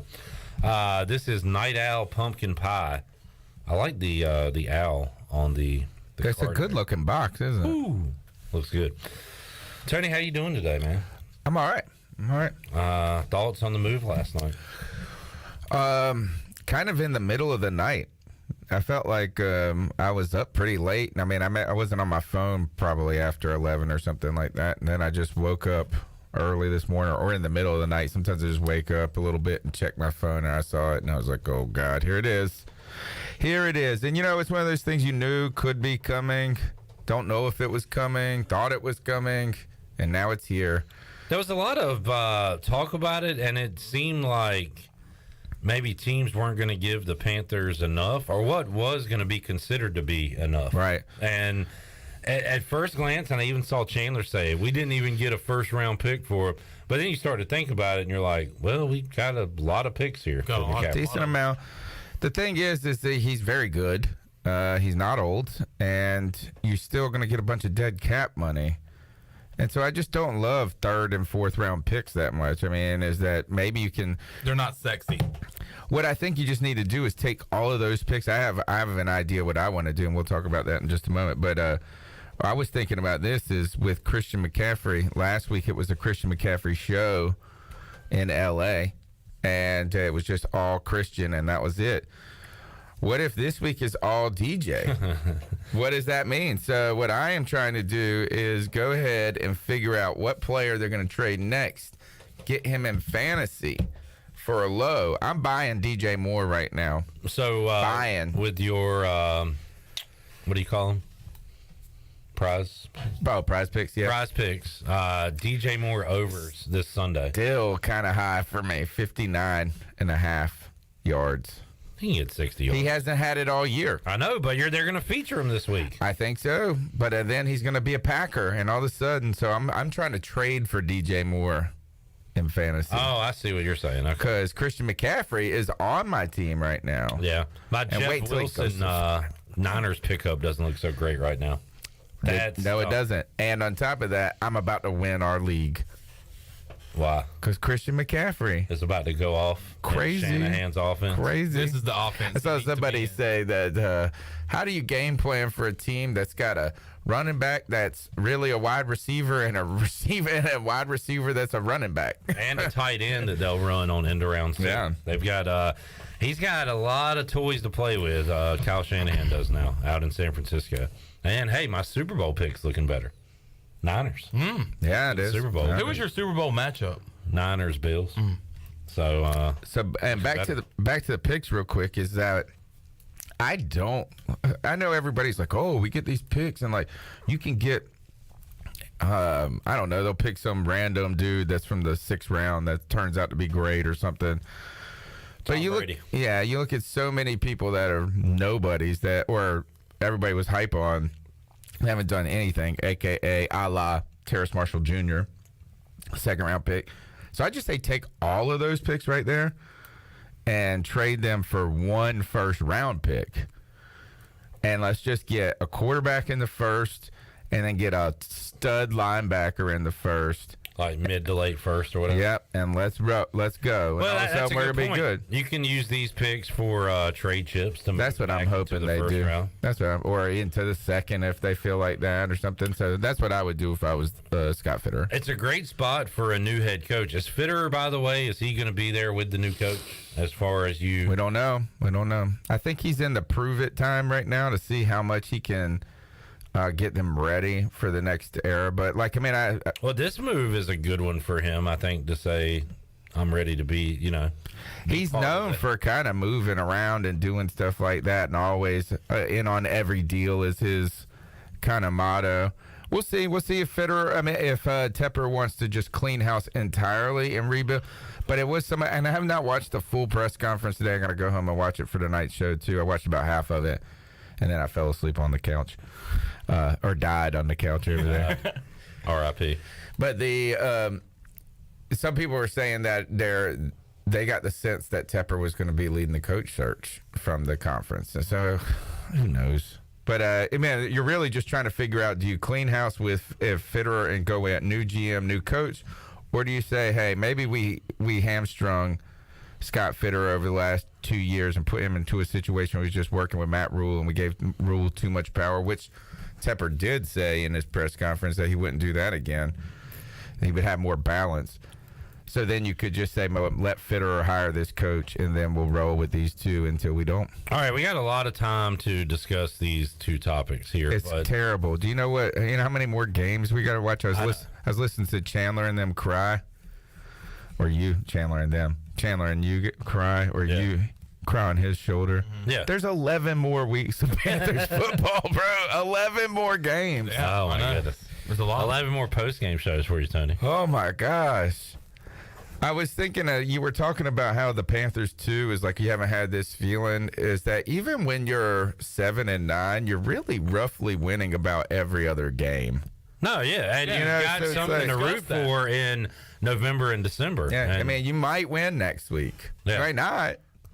Now we might not win. And especially back in the day when the NFC South was bad, and you're winning the division with a 7-9 record. I don't remember them being so bad. I just remember that one year. As long as you are in some sort of playoff hunt chase, where you're like 2 games back, and even in October or whatever, and you've got 2 games left on the schedule against the team ahead of you, or whatever, like it gives you something to hope for, be into. When all that's gone, it's pointless. It's meaningless. I know. I'm intimidated about talking about this coach, the draft for the next whatever month. Those are my next 2 questions. And then I was thinking, good God, we got to talk about the actual team for the next 11 weeks. So we got a lot of time, but just very briefly, Tony, new coach. My question is there a consensus on who everybody wants the new coach to be? No. What is the most? There's not even an idea. Who's the most popular guy? The most popular name, other than Sean Payton, that you want? That I want? Yeah. The favorite, the odds came out the other day, I believe, and I believe Eric Bieniemy was. That's who Panther fans want. I don't want him. Okay. I want this. I tell you what I want. I want us just to go pay Lamar Jackson, give him his $285 million fully guaranteed for a 6-year contract, and get Greg Roman, his offensive coordinator, and make him head coach, and let's go. All right. Okay. There's the move there. So, well, that would take out my next question. And then we pick an offensive lineman or a top receiver. But they're not going to do that, Tony. They're going to pick another coach, because I got to ask you this next question. Oh. Who's the quarterback that right now at this time Panthers fans want the team to draft? It's C.J. Stroud. Okay. And listening to Chandler on the way here, you said, I don't know if your question was rhetorical, if you were being sarcastic. You got to pick a quarterback, right? It sounded like you were asking an authentic question. No. Like you have to. there's no ifs, ands, or buts. When he said you have to pick a quarterback. Yeah. I mean, it's like it's not even a question. You just I know. You just pick the quarterback. I don't care which one it is. Just pick one. I mean, I do care, but all right. It would be ridiculous if you didn't. Absolutely. Quarterback purgatory are the Carolina Panthers. Tony, I love your idea. That's the first one I've heard of that. Jackson, bring his coach on, and let's ride. That would be epic. You want to talk about getting out of a hole quickly? That would get everybody back on board. And Tepper. That would sell tickets. And, one of the challenges to giving the fully guaranteed contract is there's some sort of stipulation that the owners have to have the money in escrow for that. Like, so they can't sign these deals and then not be able to pay them later on. So they make them put the money in an account. And I think that's been the challenge for, I've heard the Bengals, that's going to be one of the problems with signing their players is just the owner's not rich enough to guarantee that money in the background. Well, David Tepper can. Yeah. And people say, oh, well, Lamar won't want to come here. Lamar won't come here. He will. He don't want to stay there if they don't pay him his fully guaranteed. And you don't even have to give picks up like Deshaun Watson. All right. Your laundry service will be cheaper. Bo Batts is feeling it today. He's feeling himself. He said, David Tepper picking the next head coach. He couldn't pick his own nose. Oh, Bo. Oh, Bo. He's such a card. He is a card. If I've ever seen He's a card. a card. Pick a card, any card, I'm picking Bo. You have no choice. He's the only card. The wild card. He is the card. Let's take a break. We'll come back. God, we got to make picks, and I am the worst NFL picker alive. I should have somebody make my picks for me. God, this is brutal. You're not below 500 anymore. No, and you're not above 500. He's well on his way back to 500. I'm 43-43 on the year. We'll briefly talk Thursday Night Football, and we'll make some NFL Week 7 selections when we return after this.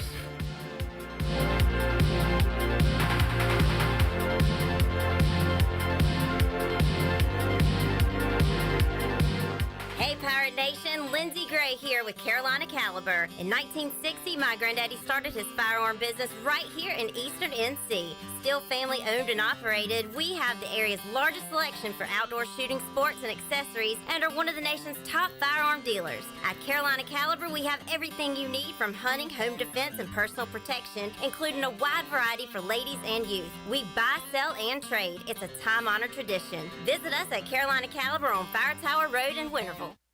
Are you ready for some football, Pirate Nation? Bud Light is America's favorite light beer and the official beer of the ECU Pirates. When planning your fun times this football season, be sure to pick up some Bud Light at your favorite retailer. Bud Light carefully brews their beer to be perfect for anywhere there's fun. Because when there's fun, Bud Light is there. Get ready to have fun this season, Pirate Nation, and always stay in the game and drink responsibly. Bud Light, the official beer of the ECU Pirates, and proudly distributed by Carolina Eagle Distributing since 1989. With over 30 locations across North Carolina and southeastern Virginia, Quality Equipment is your local John Deere dealer, where you'll find everything you need for your next project. Our complete lineup of John Deere lawn and garden, agricultural, and commercial worksite equipment comes with years of experience, expertise, and dedication. We know what it takes to get it done right. Stop by today or visit us online at qualityequip.com. Saturdays are your day to kick back, relax, and have fun. That's why Ottavola Market Cafe is the perfect place to go for dinner, drinks, and takeout. Ottavola is open every Saturday at 4 p.m. on the bar side, serving a special selection of menu favorites of appetizers, pastas, and specialty pizzas. Whether it's dine-in, takeout, or drinks with friends, Ottavola is the best choice every Saturday starting at 4 o'clock. Visit OttavolaMarket.com to see what's new, and visit Ottavola on Red Banks Road every Saturday starting at 4. Ottavola, Pirates supporting Pirates. Hello, Eastern North Carolina. If you're looking for a great place to work with competitive pay and a multitude of advancement opportunities, Pitt County Schools is hiring. We employ over 3,500 people, and we're one of the largest employers in our community and region. Pitt County Schools is currently seeking teachers, bus drivers, school nutrition personnel, facility staff, custodians, clerical staff, and more. We offer advanced leadership opportunities for our educators and competitive pay for our skilled labor force. Come work for a diverse, thriving school system and be an important part of ensuring success for the students of Pitt County who are the future of Eastern North Carolina. To fill out an application, visit our website today at pittschools.org. That's pittschools.org. And remember, education is truly a team effort. Pitt County Schools. Live and lead. Are you suffering from anxiety, sleep issues, or chronic pain? Have you heard of CBD? You can learn about the benefits of CBD right here in Greenville at the Hemp Garden. Hemp Garden offers a variety of products and solutions that are truly making a difference in our community. Hemp Garden also provides products that can assist with energy and focus. Have a pet? Come check out their selection of CBD pet products. Visit Hemp Garden to speak with a CBD specialist in a relaxed and welcoming environment today. Exclusive discounts are offered to first-time customers. Hemp Garden, located at 3040 South Evans Street in the Target Shopping Center in Greenville. Hey Pirate Nation, this is Scott Harris with RE/MAX Preferred Realty. I've been in Greenville over 25 years. I'm a proud graduate of ECU. If you're looking to buy or sell a home, then give me a call today and let me help make your real estate process fun and easy. I keep it simple and explain the process every step of the way. My goals are your goals. There are no long-term contracts, and you always deal with me from start to finish. The right home starts with the right agent. Call me, Scott Harris, at 347-1857. Go Pirates. This is Amanda Houston, and you're listening to Pirate Radio, the voice of the Pirate Nation. Go Pirates!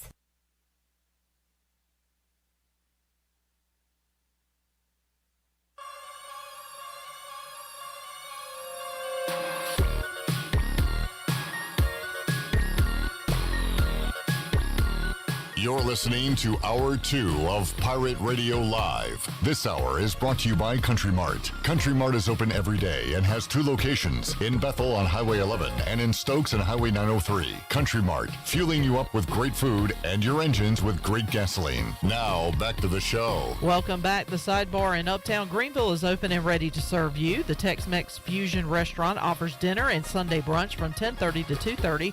Located right next door to the Dickinson Avenue Public House, the Sidebar has indoor dining and patio seating for everyone to enjoy.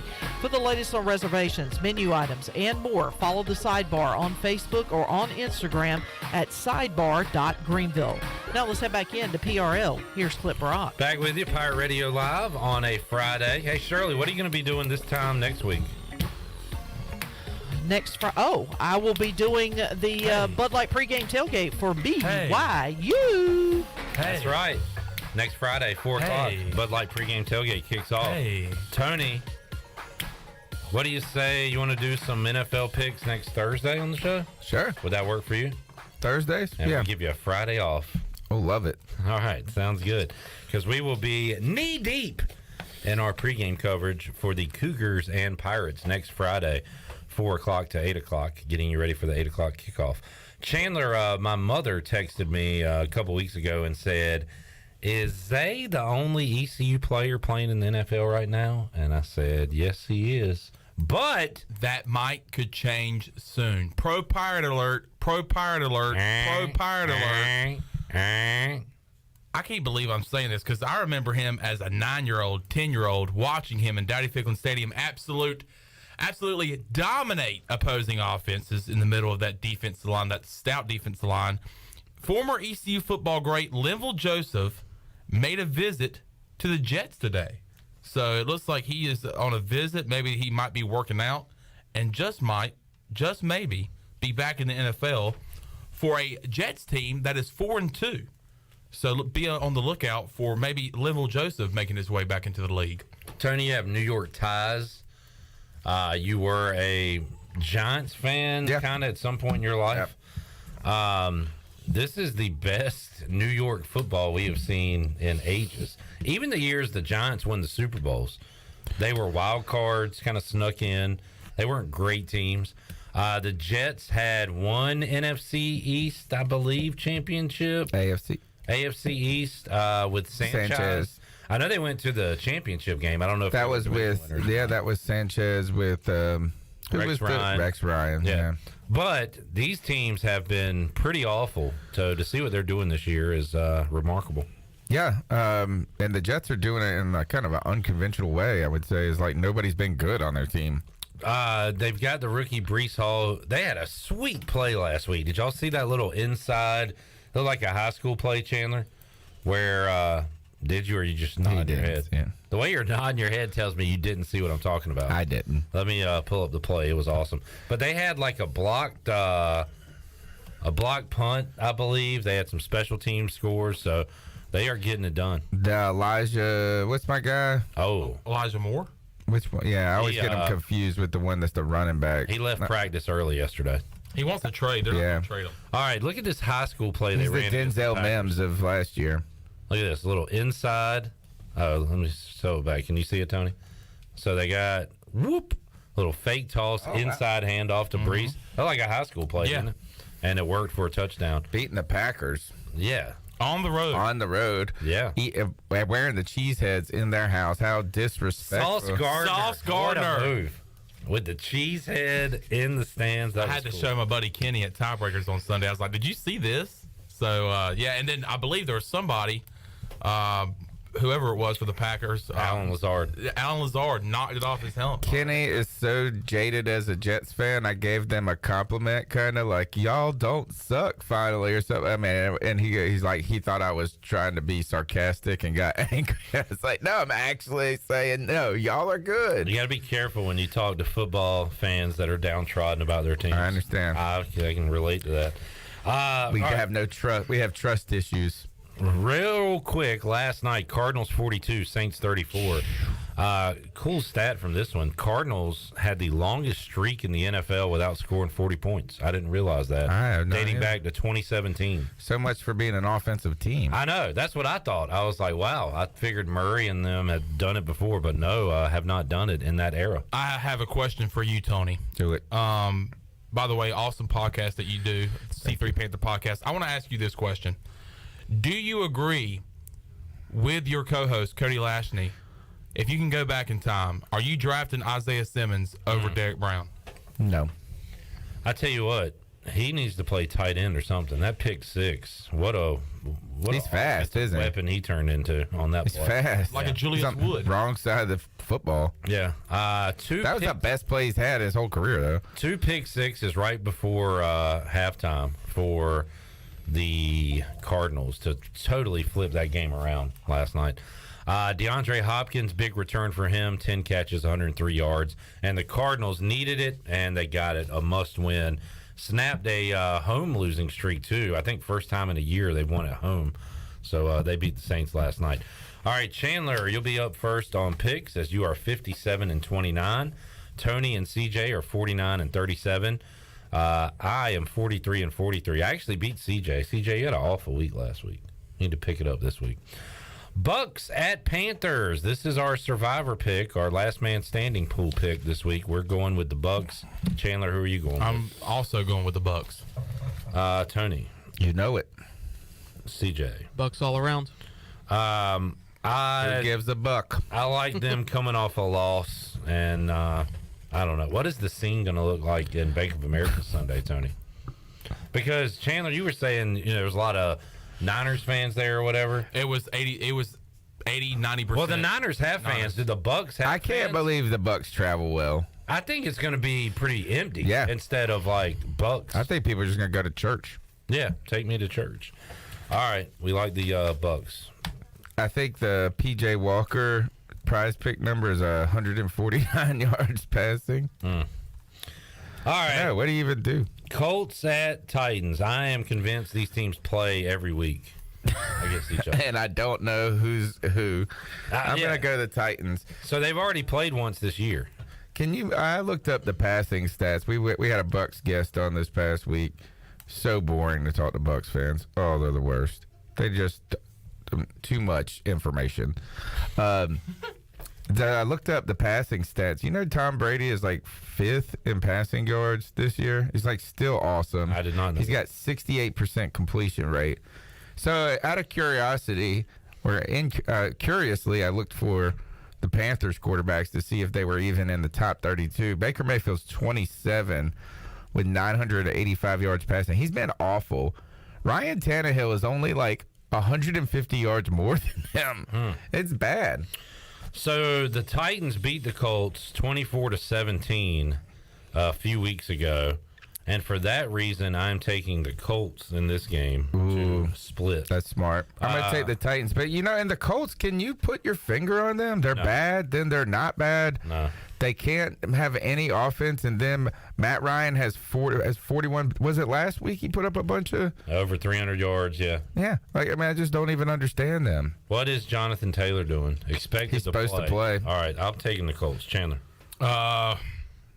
Give me the Titans at home. All right. What's wrong with the Titans this year? You want a list? Yeah. Okay. I have no idea. I just never watched them. I don't know. They're so I just thought I could say something funny. I apologize. That's all. He's like, I got to make a list. I'm going to check it twice, CJ. Oh, no. What you got? Give me Indy. All right.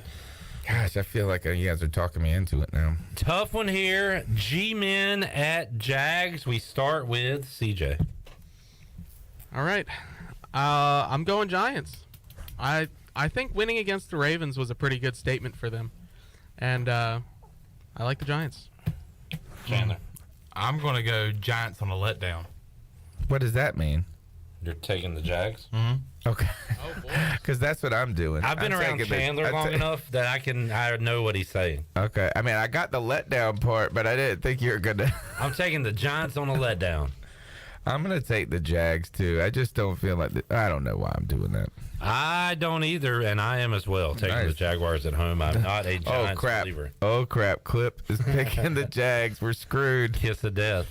Like Daniel Jones hasn't done anything this year, right? Not really, no. All right, last week, Tony, you said, I showed you that Ron Rivera post-Thursday night press conference, and you were like, this is what Ron does. He goes on a run here, and I think the Commanders might be onto something. And I said, all right, Tony, next week, Packers at Commanders. And you said, Packers. Let me ask you again. After seeing what the Packers have been doing the last 2 weeks, losing to both New York teams in back-to-back weeks, Packers at Commanders on Sunday. I'm still going Packers. All right, fine. I don't know why. I gave you a chance. I know, but would it change your mind to know Taylor Heineke is starting? Yes. Well, why? Are you taking the Commanders? I'll make my pick when I'm ready. Is Wentz hurt or they bench him? He's dead. He hurt his fingy. He's dead. His fingy. He had a fingy. He can't pick his nose anymore. He hurt his finger. He's out. Who cares? Who cares? Sorry, if Carson. Poor guy, man. He's not even the worst part of your team. Who you taking? I'm going Packers. CJ. I remain on the Packers hype train. I'll keep it. I'll take. There's a train.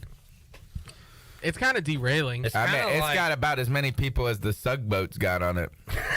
And I will proudly be behind Aaron Rodgers. Nice reference. I kind of want to take the Commanders here, but I'm not. I'm going to take the Packers. So maybe the Commanders will win. Lions at Cowboys. Is anybody willing to take the Lions here? I want to, but I'm not. I have to catch up to Chandler here, so no. I'm not going to mess around with this pick. I'm going Cowboys. I am as well. I feel like the Cowboys should just be able to beat them with their defense only. Right. Lions coming off a bye. We love the Lions they still have only won one game, I think. I was just gonna say we love Dan Campbell, his theatrics. He cries, he wants it so bad, but they score so many points where they were. At what point do we just fire the SOB because he can't win? I mean, can you give him more than 1.5 seasons? Yeah, you can. I guess. I mean, they got the offense looking a lot better until they ran into Bill Belichick. And now you just said the Cowboys are going to beat them with their defense. I said they could because their defense is very good, but I don't know how good Dan Quinn is. I would love to see Dan Campbell. Is Dak playing? Is Dak starting? I believe so. Yeah. I would love to see Dan Campbell get more years and more time. I'm just wondering at what point does all that stuff kind of wear thin? This would be a nice game for them to upset. And breathe a little life back into them because I feel like they're kind of riding off of that one win, like the high scoring offense. By the way, know that one win was against. Like who? The Commanders? Yeah. Yeah. And the wind in that sail is wearing thin. Yeah. There's not much wind left in that sail. So they're going to need to get something quick or else they're back to the stinky Lions. Dak looks like he will play. Which are they better? No. Yes. Titans fan Chad Moore says, not funny, CJ Schaefer. I want a list. He's checking it twice. All right, give him the list. Why the Titans stink. Can I have Ryan now until Tannehill. the end of the segment? Yes. Yes. Well, we're about to take a break. Up Tannehill's. Oh wait, give me the commercial. I'll be back with the list. You got until the end of the hour. Yeah. No, I need the commercial. Look up Tannehill's numbers. That should be one. That's Baker perfect. Mayfield. That's a good starting point. Yeah. They're running back wearing down. All right. Falcons at Bengals. Tony, the Falcons are 6-0 against the spread. Oh, I was like, oh God, they were way better than I thought. They are 3-3 after beating the big bad 49ers last week. Wow. What did they do in Cincinnati? I'm going to pick the Bengals. What's the spread? Like 6.5. 6. Ooh. What we should do the Bengals on the pick'em and the Falcons on the. Definitely ride with them until they show you why you shouldn't. I'll go Bengals. The feisty Falcons. All right, CJ. I'll take the Falcons. There you go. I'll take the Bengals. We need to get a break in. We're down a producer. Can you do that, CJ? Let's see if CJ's got the skills to get us to break. Well, we got to fill this dead air for a second. Let's see. We're watching carefully. His nerves have got to be shot. He's got to do producing both ends, and then he also has to make a list. How's that list coming? All right. Nice. Good job, CJ. Let's take a break. We'll come back. More picks. Game of the week is Chiefs at Niners. We'll pick that one and more when we return on Pirate Radio Live here on a Free Beer Friday. Back with you after this.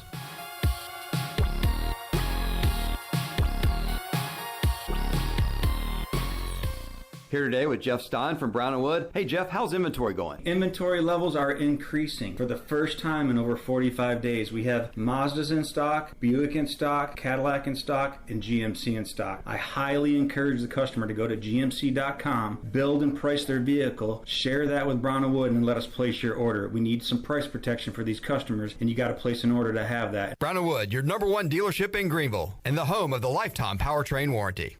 Winslow's is now Fifth Street Hardware Restaurant and Tap Room. With a brand new look, Fifth Street Hardware also has a new menu and serving lunch and dinner every Tuesday through Sunday and brunch starting at 10:30 on Sundays. What else is new? Well, they have poker every Tuesday night, Trivia Wednesday with DJ Captain Morgan, and on Friday and Saturday nights they have live music open till 2 a.m. serving light appetizers all night long. New look, new name, same location on Fifth Street. Follow them on Facebook and Instagram for more specials. Fifth Street Hardware Restaurant and Tap Room. Fall isn't just for football, it's a great time for something new to wear as well. And Russell's Clothing in downtown Washington has everything you need for game day as well as any other day for men and women. Whether it's dress, casual, or even a formal occasion, Russell's has you covered. Russell's has served Eastern North Carolina and beyond for 39 years with quality clothing and personal service. We are proud supporters of ECU athletics and invite the Pirate Nation to shop Russell's in downtown Washington, the home of Russell's Clothing. Go Pirates! The Dickinson Avenue Public House is a lively and diverse restaurant in Greenville that utilizes fresh and local ingredients. With influences of Creole, Asian, and upscale Southern cuisine, the Dickinson Avenue Public House offers a seasonally rotating menu and a full-service bar with rotating craft brews on tap. Come to the intersection of 8th and Dickinson and enjoy $1 drafts on Tuesday, half-price flights on Wednesday, half-price wine bottles on Thursday, and $1 oysters Tuesday through Friday from 5:30 to 7. For more details, check out their website at daphouse.nc.com. Hi, I'm Annalie Newhoff. And I'm Rob Campbell. And we are with CopyPro. We have been locally owned and operated here in Eastern North Carolina for almost 50 years. CopyPro is the leader in office technology. Does your business struggle with keeping printing costs low or producing professional documents? Here at CopyPro, total customer satisfaction is our #1 priority. We have a variety of solutions to help reduce your printing expenses and make your business more productive. Call us today at 1-800-682-6558 or online at copypro.net. CopyPro, we are the professional office systems people. Hey Pirate Nation, Shimmer Boutique is your one-stop shop for all your tailgate essentials. This is Holt Ahlers, and if you need a Yeti cooler, apparel, shoes, or accessories for the season, Shimmer has you covered. Shimmer Boutique is also the exclusive retailer in Greenville carrying the largest selection of built when broken gear for adults and youth. Be ready for game day and every day at Shimmer Boutique on Greenville Boulevard behind Starbucks and in Winterville across from Lowe's. Go Pirates! BMS Builders is your premier custom builder in Eastern North Carolina. With homes in Blackwood, Mills Creek, Dalton's Cove and Farmville, and Belmar and Ayden, they're constantly expanding. Now to Laurel Glen and Sarah's Way, plus the new duplex community at Abigail Trails. BMS Builders can build the home of your dreams. Just ask Dr. Dennis Ross in Greenville or ECU football coach Mike Houston. They built their homes and they can build yours as well. Call 916-1578 for BMS Builders. The Rick House is Eastern North Carolina's premier American-style restaurant and bourbon bar with daily specials. And here's the lineup. Mondays feature $7 margaritas and half-price appetizers. Tuesday is stuffed seafood night. Wednesday is date night. Thursday is roasted smoked lamb chop night. Fridays is prime rib night. And Saturday is Italian night and is also Fred and Wilma night with our 36-ounce bone-in tomahawk steak just like the Flintstones. And on Sunday, it's our legendary brunch from 10 to 2. The Rick House, American Provisions and Spirits, 710 Red Banks Road beside the bowling alley in Greenville. Pirate Radio. And you write that down, because when you're at East Carolina, you go for it every time. Or you don't coach at East Carolina, you don't come to East Carolina, you don't play at East Carolina with a weak heart. Write it! The voice of the Pirate Nation.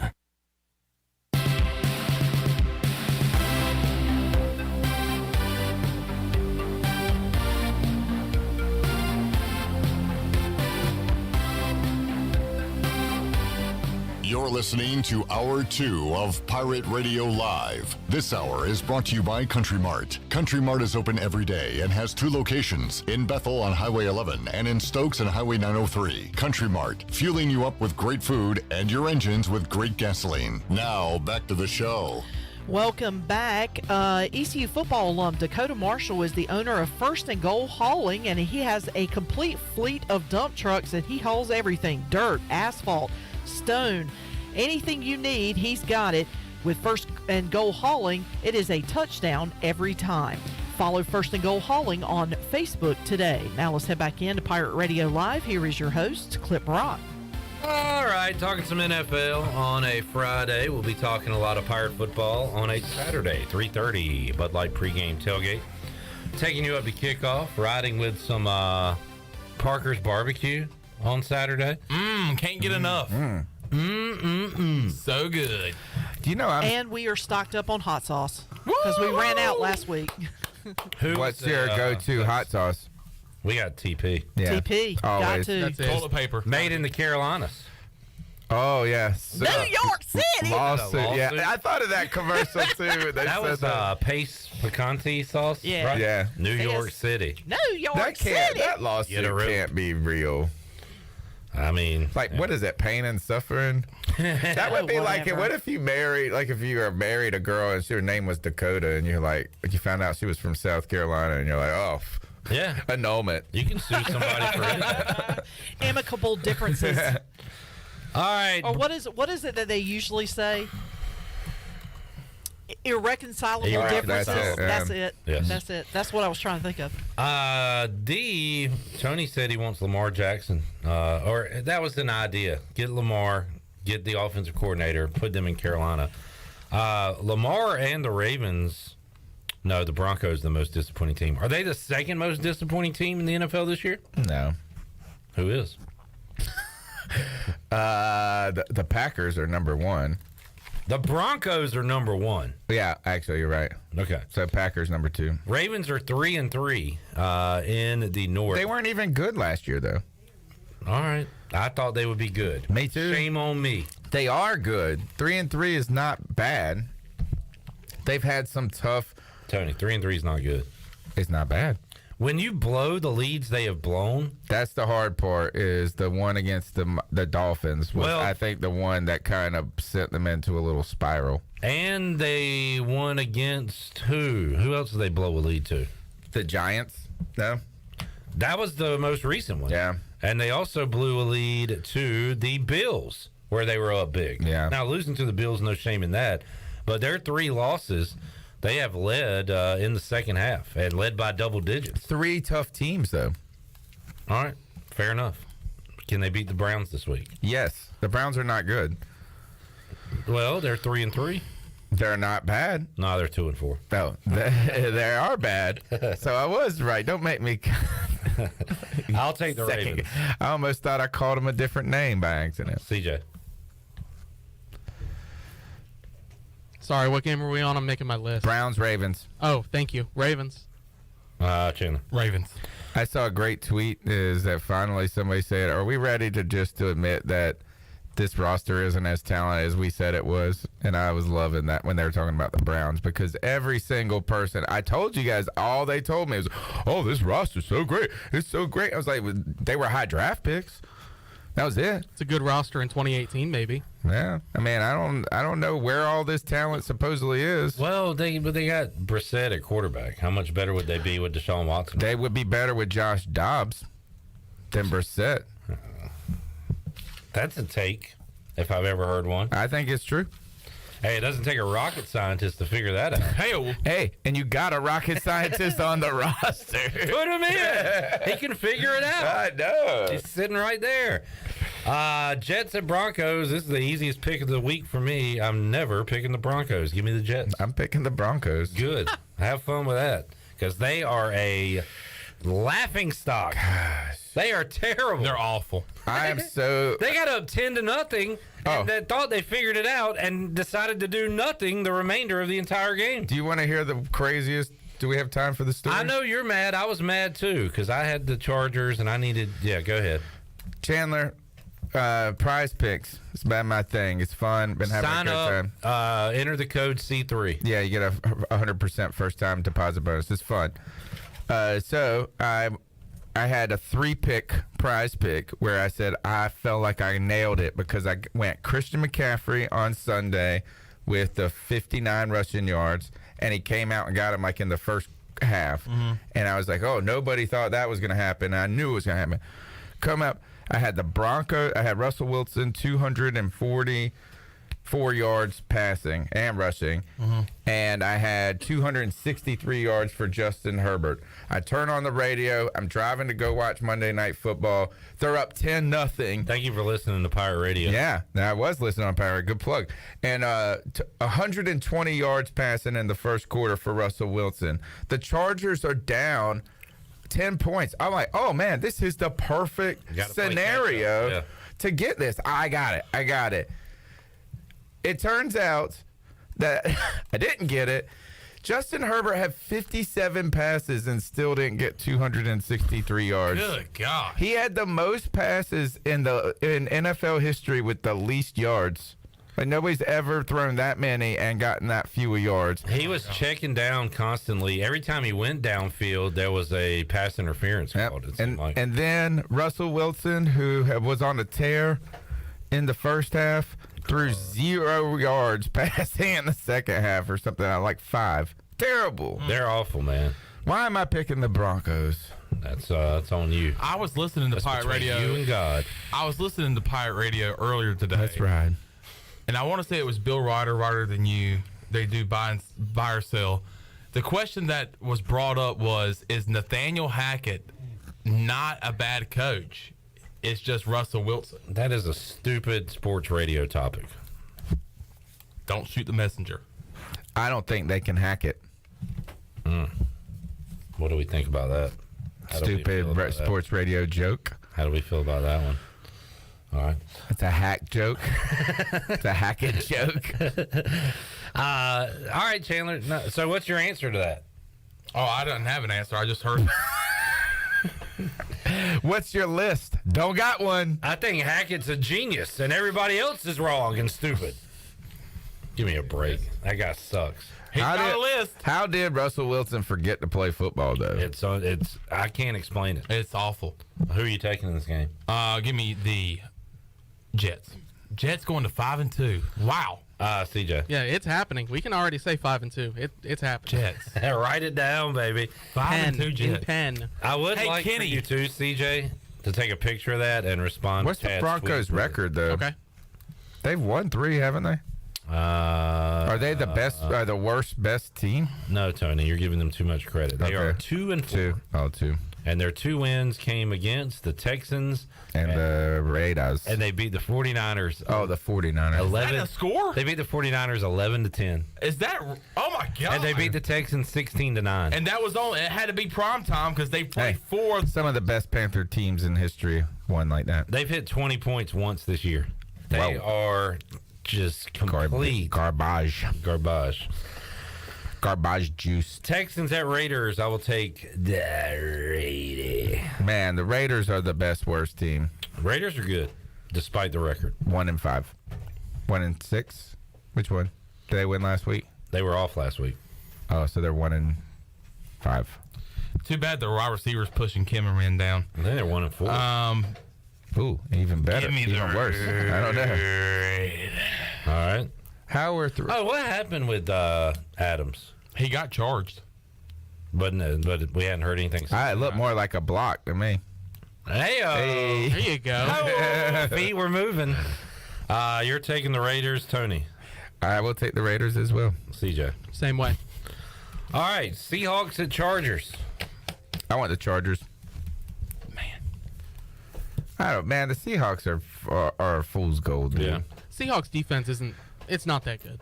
Let's be honest with ourselves. I thought he was going to say Geno wasn't that good. Geno is good. Yeah, he's been fine. He's been great. Yeah, he's been incredible. Some of those doing fine. we were talking about it. Some of those throws he made a couple weeks ago were like, hey, Clip and I have been celebrating that one in the Saints game where he dropped it in the bucket from like 40 yards. Chandler, if Nathaniel Hackett had Geno Smith, what would their record? Would their record be a lot better? They'd be 500. So they'd be one game better? 2 games. One. Oh, they would 2 and 4. Yeah, Clip. How about you learn the records of these teams you talk about? But they've only played 6 games. If They would be 3 and 3. They'd be one game They would be better. 3 and 3 then. God, man, I'm surrounded by a bunch of idiots. Yeah, Chandler. How about you? Hey, how about you get some Common Core math skills and get with it? God, I'm getting roasted. Oh, baby. Seahawks and Chargers. Give me the Chargers. Chargers. Wow. All that good talk about Geno really paid off. Well, the defense is going to allow 40. I don't know if I'll take the if Geno can Chargers. put 40. Chiefs at Niners. Give me the Niners. Coming off a loss. Chiefs are also coming off a loss. I know. Oops. I picked the Chiefs in the pick'em at AJ's. Gosh, why'd I do that? Oh, they didn't have Christian McCaffrey when I did that. How much will he play in week 1? A lot. He'll score a touchdown. Man, I'm ready for All this right, I'm game. going to take the 49ers. Remember yesterday where Tony Collins was like, this is your game of the week? And then I read off all the other games. And it was like, what's the other one? What's your game of the week? What would be wrong with this being the game of the week? These are both good teams. I think he's down on the Niners. I don't know. No, he don't like Jimmy G. Man. C-Mac in his first This is a game the Chiefs win, though. They Chandler. always win games like this. If Nathaniel Hackett had Jimmy G, what would their record be? Jimmy G would be Jimmy C, and they'd be 500. All right. 500. Okay. Thank you. That's a new question we're going to ask throughout the show. Who are you taking in this game? Man, I'm going with my boy, C-Mac. All right. Give me him. CJ. Give me the Chiefs. How many times have the Chiefs lost twice in a row with Patrick Mahomes? What if? Oh, I know. That's. I really feel like this is a type of game the Chiefs win. Yeah. Right? Is that like? If you were going to take the Niners, I was going to switch my pick to the Chiefs, but you took the Chiefs. What if we start doing the Didn't they question? have back-to-back losses last year? Yeah, they lost a bunch of games last year. Can next week we do the question if the Steelers had Nathaniel Hackett, what would their record be? No, we can do it right now with Steelers fans since we're on the game. CJ, what would the Steelers record be with Nathaniel Hackett? 500. That's also the answer every time. Every time. Only Russell Wilson can turn this 500 coach into a below 500 coach. How much would the check be at dinner if you had Nathaniel Hackett? 500. 500. On the dot. How much tip would Nathaniel Hackett leave if Steelers at Dolphins? 500 pennies. I guess I'll let them say it. 500. Steelers at Dolphins. Oh, okay. Dolphins by a lot. Dolphins by a lot. I think that's the 3rd week in a row I've said that. So let's keep saying it. I'll take Shirley's Dolphins. They're not our Dolphins until they start winning again. Tony. I think I can still call them my Dolphins too. You're taking your Dolphins? Yeah. All right. And Chandler. I'm taking y'all's Dolphins. All right. Bears at Patriots. I will take the Pats. I would like to point out that as I was tossing dirt on Bill Belichick's football grave, he shuts down the high-scoring offense, shuts them out completely, and then the following week takes the Browns, who even on a bad day, Chubb and Hunt are running the football. They didn't get 100 yards rushing. What is he going to do to Justin Fields? Bury him. It could be the worst and his career. Worst quarterback day in NFL history could be in the making. He's gonna zap him to death. You know what is? How about this? Is Bill Belichick finds another Hall of Fame quarterback in the 6th round? Okay, relax. Bailey Zappi, baby. By the way, Mac Jones might be playing. I was going to ask that question. Is he back? If he is able to return, do you put him in? If Nathaniel Hackett had Mac Jones, what would his record be? I'd put him at 500. What if Nathaniel Hackett had Bailey Zappi? What would his record be? Undefeated. I'd say 2 games over 500. 2 games. 2 games, not 1, 2. Mac Jones limited in practice today. Get him out of here. He's lost his job. Trade him high. Zappi. Trade him. Values high. Yeah. Don't worry. Trade him to beat the Bears and then trade him to the Bears. There you go. Everybody taking the Patriots? Yes. Yeah. Who's starting for the Steelers this week, CJ? Pickett has been cleared as of this morning. So What he's good to go. did he get? An head injury? Yes, he cleared concussion protocols though, so I guess whatever it was, he's good to go. And for all of the people that were saying that they were worried about his arm talent, I saw him throw some bombs earlier. He can sling it. Now we have seen issues of accuracy, I guess, Yeah. but I mean, when you're that young, I would rather you have accuracy issues than issues getting it that far down the field. How have the small hands looked? Firm? Pretty small, but pretty. Sure. Yeah, sure. How about Mitch coming in and winning a ball game against Tom Brady? How about, I don't think I've addressed this. How about we should have lost the game because I would still like the number 1 pick. Oh, That's ours, you're baby. doing that thing? Sorry. Yes. That's Sorry, buddy. solely in our hands. It Sorry, is now. that's us. It is now. Welcome back to life, Chase Claypool as well. Yeah, it was Huge. nice to see I mean, him. thank God I don't got my little Kenny Pickett hands because I wouldn't be able to hold that big number 1 pick in them. Is this funny to you? If you had the number 1 pick, would you draft a quarterback? If Nathaniel Hackett had the number 1 pick, what's he picking? 500 Hall of Famers. I would. I forget his name, but the outside linebacker who's Nothing like picking a linebacker. For Bama? Anderson? I think yes. Will Anderson, is that his name? Yes, Will Anderson. That's it. Tony, we've seen coach trades before. How about a trade? The folks in Pittsburgh are tired of Tomlin. How about give him to the Panthers? No. But then you would have to give up something for it. You don't want to do that. And I don't want a defensive coach anymore. I'm tired of defensive coaches. All I've had is 2 defensive coaches and a non-coach. I want an offensive coach. Mm-hmm. Who was the non-coach? Matt Rule. Who was the other defensive coach? John Fox. Ron Rivera. Foxy boy, yeah. Matt Rule didn't know how to coach offense or defense. He was just there. I wonder what 5 Matt Rule guys doing today. 5 Matt Rule. I know fake Matt Rule is like going on hikes. He's ordering Pepsis. For us. I can't think of it right now, but give me an example of when there was a coach trade. Belichick went from the Jets to the Patriots, and you had... I thought he was with the Browns. Or was he with the Jets before the Patriots? He was with the Browns first, and then he went to the Jets. Then he went to the Patriots, and then... Oh, you had Gruden go from there you go, Oakland to Tampa Bay. John Gruden. So it hasn't happened recently in my time. 20 years. The Jets allowed Herm Edwards out of his contract. In exchange, the Chiefs gave up a 4th-round pick for Herm Edwards. Tony mentioned Belichick. You play to win the game. There's been some in other sports as well. So it's pretty rare, but they so Jake Glazer, is that his name? Yeah. He came out and said, well, for all the Panther fans that want Sean Payton, he ain't going there. Like I said, doesn't matter what you can trade, not happening. It would seem like, you want to go into a good spot, but also that's the dream of a coach, too, to go into a situation where you're building it how you want to. You are drafting the quarterback. You are having all these picks. I think I could see some value in that. I don't think it's the worst place to go. There's some question about how stable the Saints are. You're going to have a Brady-less Buccaneers on the horizon, and you got a young defense you can build off of. And like you said, the roster isn't devoid of talent. The offensive line is the best it's been in 10 years. You just need that quarterback. That's what I'm saying. Lamar Jackson, Greg Roman, let's go. CJ, before we wrap it up with Tony, let's get to your list real quick. Your list of why the Titans stink. CJ's been working on it this hour, and he's got it ready to go. And give us your presentation. All right, so we've got 3 main issues here. As you guys might be able to tell, these are all on offense. The first one would be that there is no go-to pass catcher. A.J. Brown out? Correct. And who was he replaced with? Robert Woods? Or the guy they drafted. Is he even play? I like Traylon Burks. They're sure, good, but not.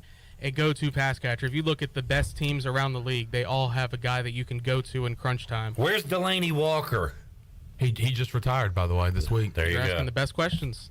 Number 2, Derrick Henry is averaging 3.9 rushes per attempt. Wow. Tennessee as a whole is averaging 3.7 yards per rush. That is 27th in the NFL. Right in front of the Pittsburgh Steelers. I got a little mustard here, and that ain't cutting it. That's right. They ain't cutting the mustard. Last one, I found a next-gen stat. This is from a couple weeks ago, so it could have altered a little bit. But during the first 15 plays of games, which many consider to be the scripted plays of the game, the Titans are second in EPA per play, and that stands for expected points added. So basically, they stink. Yes. Well, that would be the positive. That would be the higher you are, the better you look. After those 15 plays, they are dead last. So you can script the beginning of the game well, but if after that, it goes script the bad. entire game, they'd be okay. There you go. All right, maybe they should try that. Yep. So there you go, Chad. The Titans stink. Titans stink, and we have given you the reasons why. Great work, CJ. Good job, CJ. Tony, we will see you next week. We'll see you next Thursday. Yeah. C3. Will you remind me? C3. Yeah, I'll remind Thank you. Check out the C3 post game. You got Friday free for all tonight. Yep. Oh, and we also do the Saturday Madden simulation, and we've got a guest co-host from the Bucks that's going to help us do it. Our friend Gene Thomas from Buck What You Heard, which I still think is one of the best podcast names ever. Buck What You Heard. And I'm sure you talked about it last Friday when I wasn't here, but if you haven't seen it yet, if you haven't watched it, go check out the Jonathan Stewart interview that y'all did. Wow. Awesome job interviewing Jonathan Thank Stewart. you. Who also got a lot of pushback from Robbie Anderson this past week. I saw that. And well, Tony, we have been together a long time, and this tells you how long it's been. You are a girly man. While we were talking this hour, Todd Gurley has announced his retirement officially. So it's been unofficial for a while now, but official now. Great running back. All right, let's take a break. We'll come back when we return. Morgan Ahlers will join us. We'll talk Pirates and Knights. Back with you on Pirate Radio Live after this.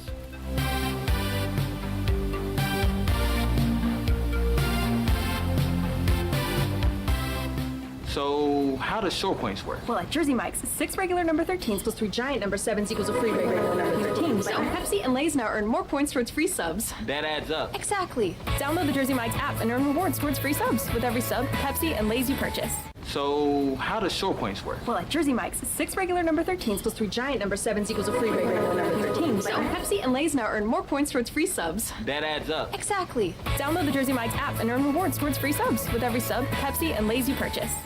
Pirate fans, it's your last chance to see East Carolina football at Dowdy-Ficklin Stadium this year as the Pirates wrap up the 2022 home schedule, hosting the Houston Cougars on Saturday the 19th. Tickets are still available in the lower bowl for just $50. And for just $35, you can get a great view from the upper deck. It will be senior day for the Pirates, so pack the stadium and give this special group a Pirate Nation ovation and a great purple and gold send-off. Call 1-800-DIAL-ECU or go to ECUPirates.com to get your tickets today. Do you have an old injury or just some pain that keeps holding you back? It's time for you to get better. With Kinetic Physical Therapy and Wellness, we can help you get your life back. Whether you need to get back to a sport, back in the gym, or just back to enjoying life, our team of specialists use a one-on-one, hands-on approach in our state-of-the-art facility to get you back moving again.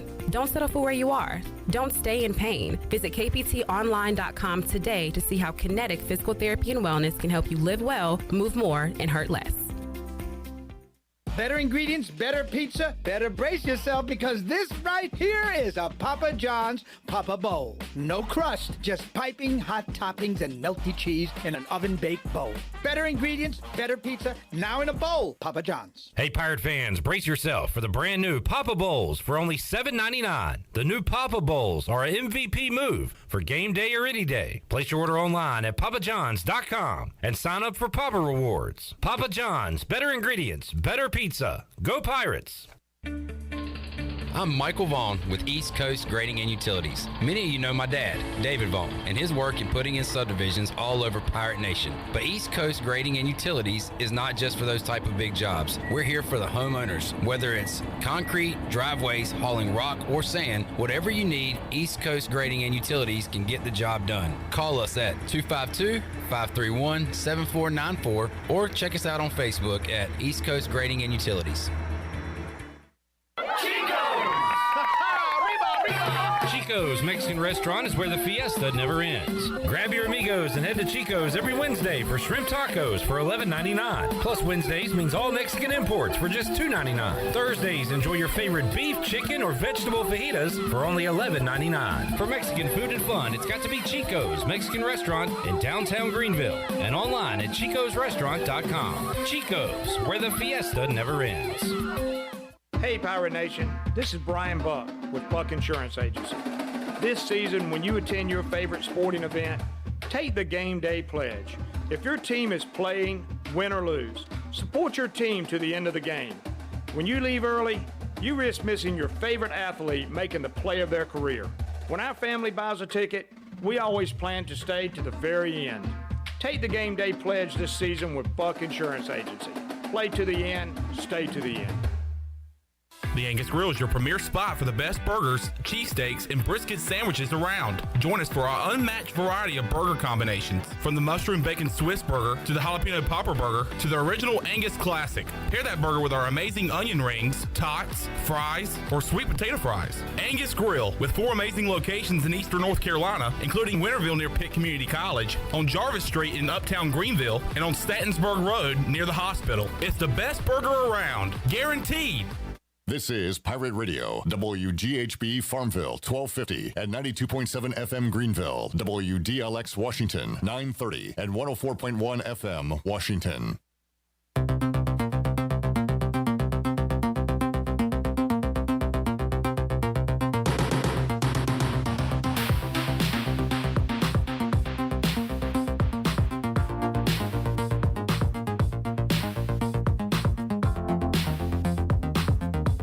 You're listening to Hour 3 of Pirate Radio Live. This hour of PRL is brought to you by Bud Light, reminding Pirate fans to stay in the game and drink responsibly. Bud Light, the official beer of the ECU Pirates, and proudly distributed by Carolina Eagle Distributing since 1989. Now, back to the show. Welcome back to the show. Country Mart has been locally owned and operated for over 40 years, and it's your premier country store serving the best cheese biscuits and country food around. Country Mart is open every day, and it has 2 locations in Bethel on Highway 11 and in Stokes on Highway 903. Both Country Mart locations are top-of-the-line fuel stations serving Shell gas, including 93 ethanol-free high-octane gas, which is the best for all you boat owners. Country Mart, fueling you up with great food and your engines with great gasoline. Now let's head back into Pirate Radio Live. Here is Clip Brock. Back with you, Pirate Radio Live on a Free Beer Friday. We got some Elysian going your way at the end of this segment. Some Night Owl Pumpkin Ale. It can be yours, a 12-pack, at the end of this very next segment. Did y'all see the Warriors championship rings?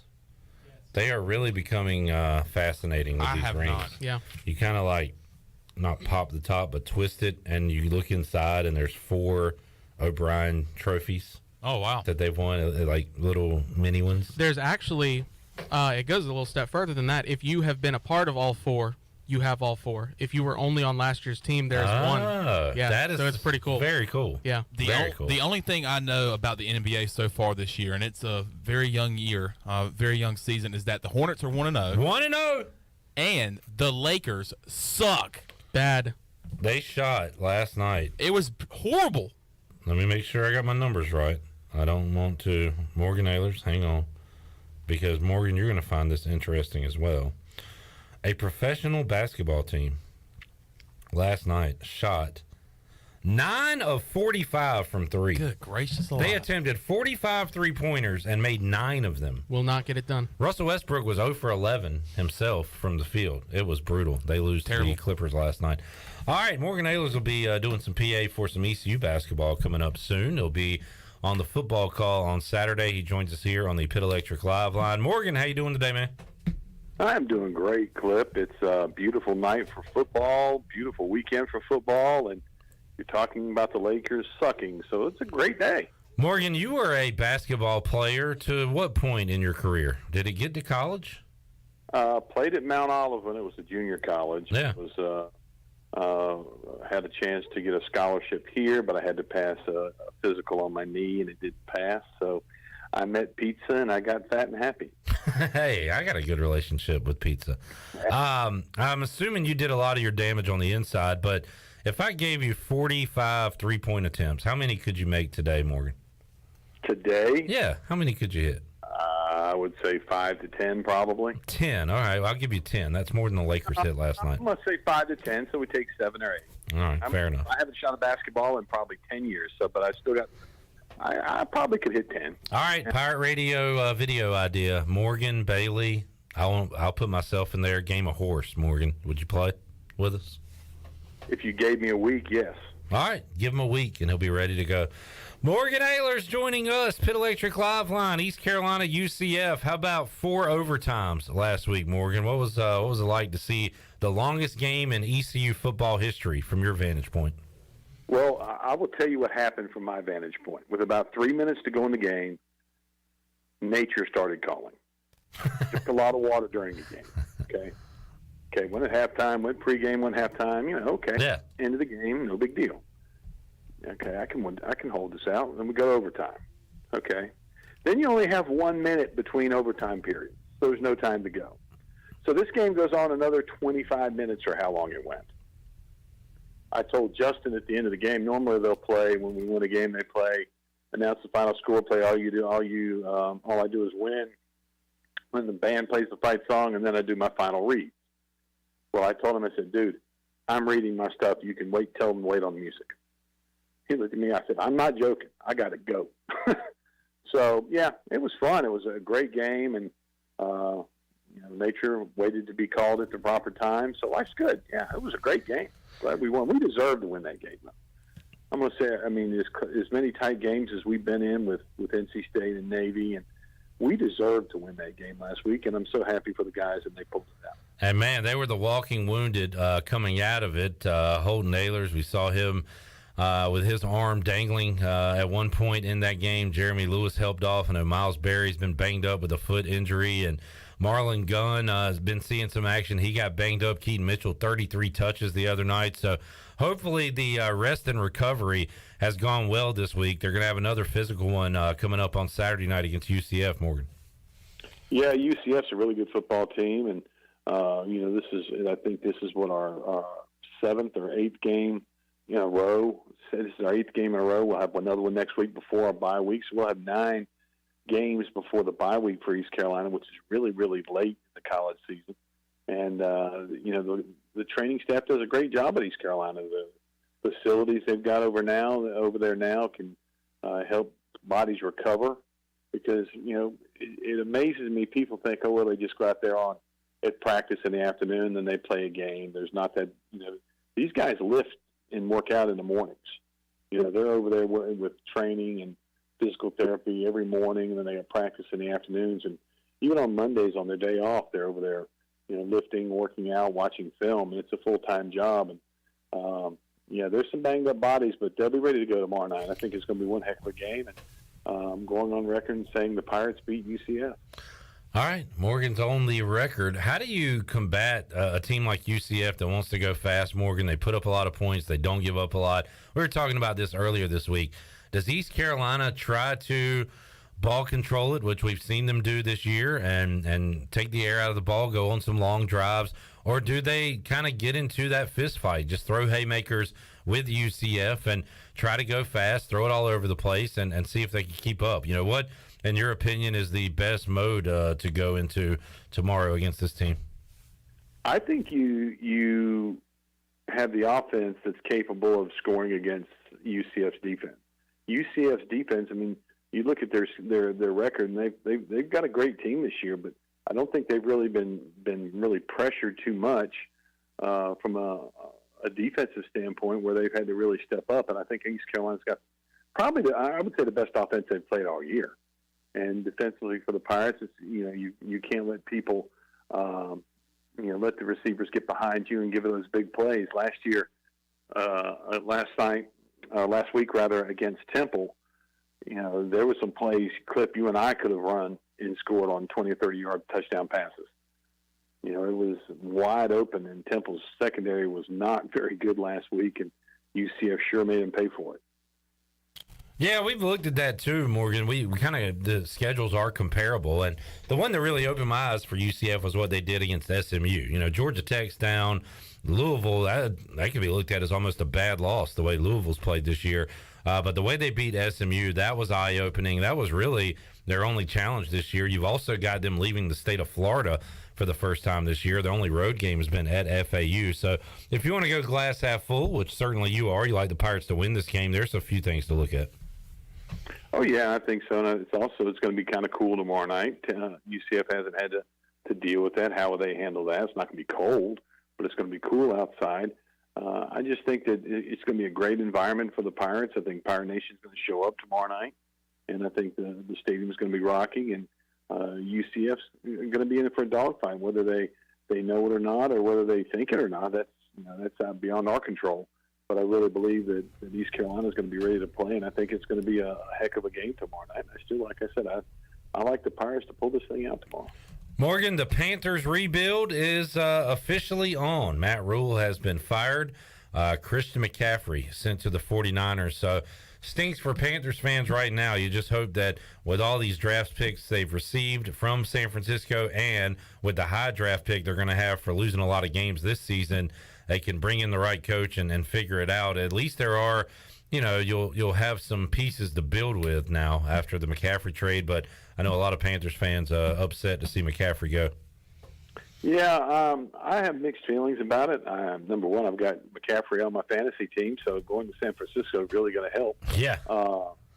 But, I think that maybe by getting rid of Christian McCaffrey and bringing these draft picks in, it might help them target maybe a coach or two they really want to go after and not just settle for somebody. Depending on who Tepper wants to bring in, hey, we've got all these draft picks. You can create the team that you want. It might take a couple of years. And, I wouldn't shock me to see them trade a couple more players away. Yeah. A few more picks. Could be some more on the way out, which means more draft picks for the Carolina Panthers. Morgan, thanks for joining us today. We'll hear from you high atop Dowdy-Ficklen Stadium on Saturday. Looking forward to a big one Saturday night. Thanks for joining us today. Thank you, Cliff. You guys have a great weekend. Look forward to the pre- and post-game shows tomorrow night. Yes, sir. We'll be with you at 3:30 on the Bud Light pregame tailgate. We'll head out there to the game and then, of course, take your calls immediately following ECU and UCF. All right, Chandler, let's give away a 12-pack of the Night Owl Pumpkin Ale. This will be some good stuff for your spooky Halloween weekend, which is fastly approaching. Booty, booty, booty, booty, booty everywhere. Booty, booty, booty, booty, booty everywhere. All right, the early bird gets the worm today. Let's go caller 4 for a 12-pack of the Night Owl Pumpkin Ale. It can be yours if you're 21 or older, and caller number 4 and have not won a prize on Pirate Radio in the month of October on this program. Caller 4 is a winner. We're back with Brian North after this.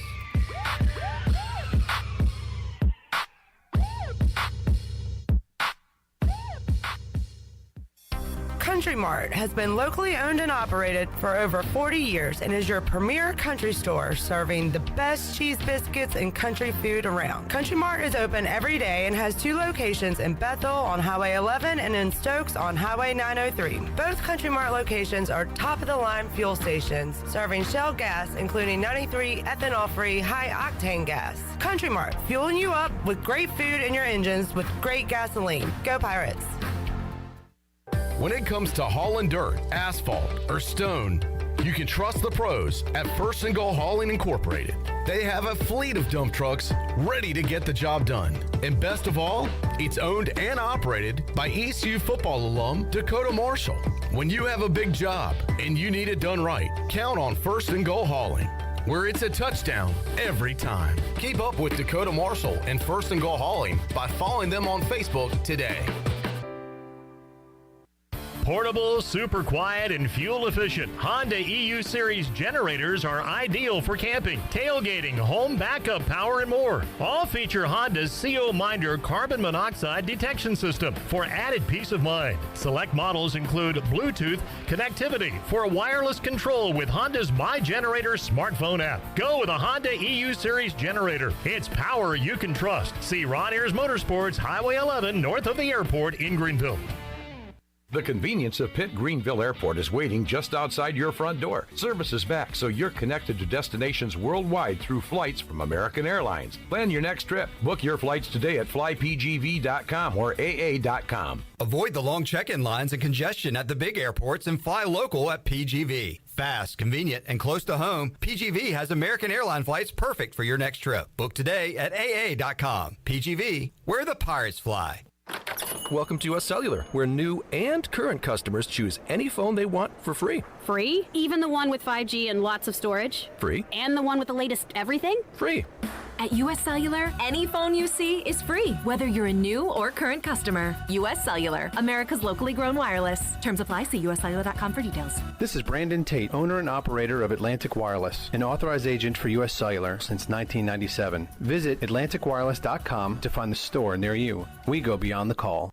We all have seniors in our life who may need a little extra help with technology. University PC Care's Quick Helps are affordable, in-store, short appointments designed for seniors who may need a little TLC to help with setting up a new computer, help with email or passwords, or help with the latest online scam. They don't need to fear technology anymore. Call 252-558-1280 to schedule an in-store Quick Helps appointment for Greenville or New Bern. Learn more at universitypccare.com.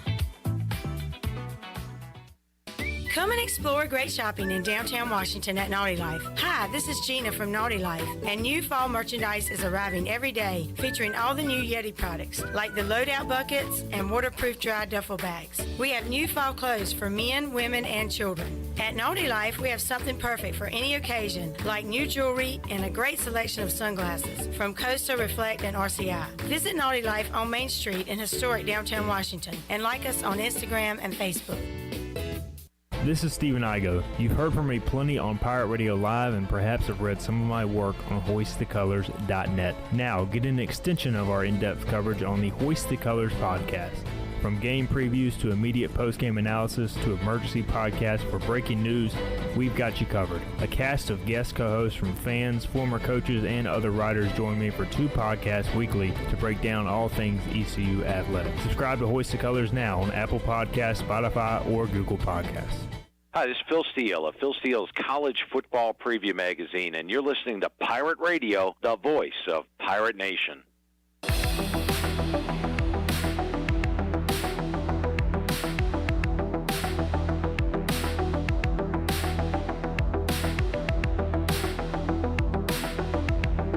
You're listening to Hour 3 of Pirate Radio Live. This hour of PRL is brought to you by Bud Light, reminding Pirate fans to stay in the game and drink responsibly. Bud Light, the official beer of the ECU Pirates, and proudly distributed by Carolina Eagle Distributing since 1989. Now, back to the show. Welcome back to the show. Tiebreakers is open every day at 11 a.m., and it's the best place to watch our favorite sports while enjoying the best wings in town. Sandwiches, appetizers, cold beer, and more.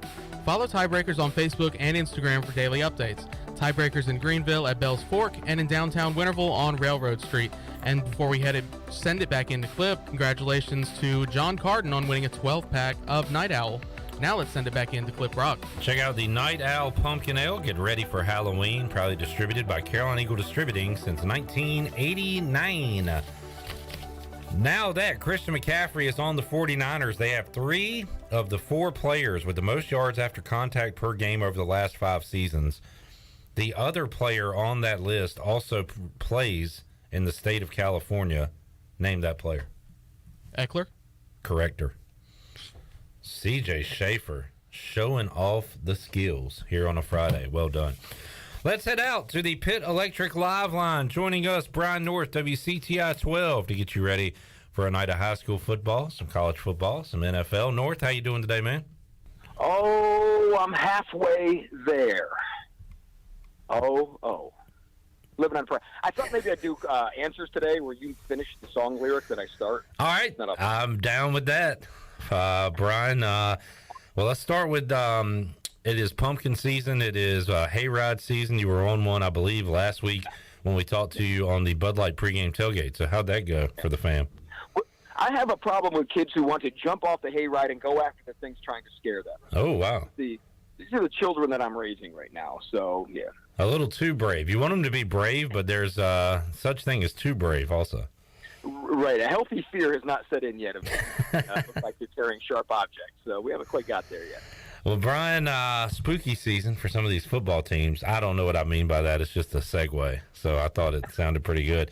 But there are some that are a little nervous about Saturday night at Dowdy-Ficklen Stadium. I've not talked to too many folks who are on the side of the Pirates against this UCF team, and it's more about UCF than it is ECU. This is a team coming in, scoring 41 a game, allowing 14 a game, and have played great ball all season long, other than one slip-up at home against Louisville earlier this year. So when you look at the tail of the tape between these two, Brian, how much of a shot do you give the Pirates on Saturday night?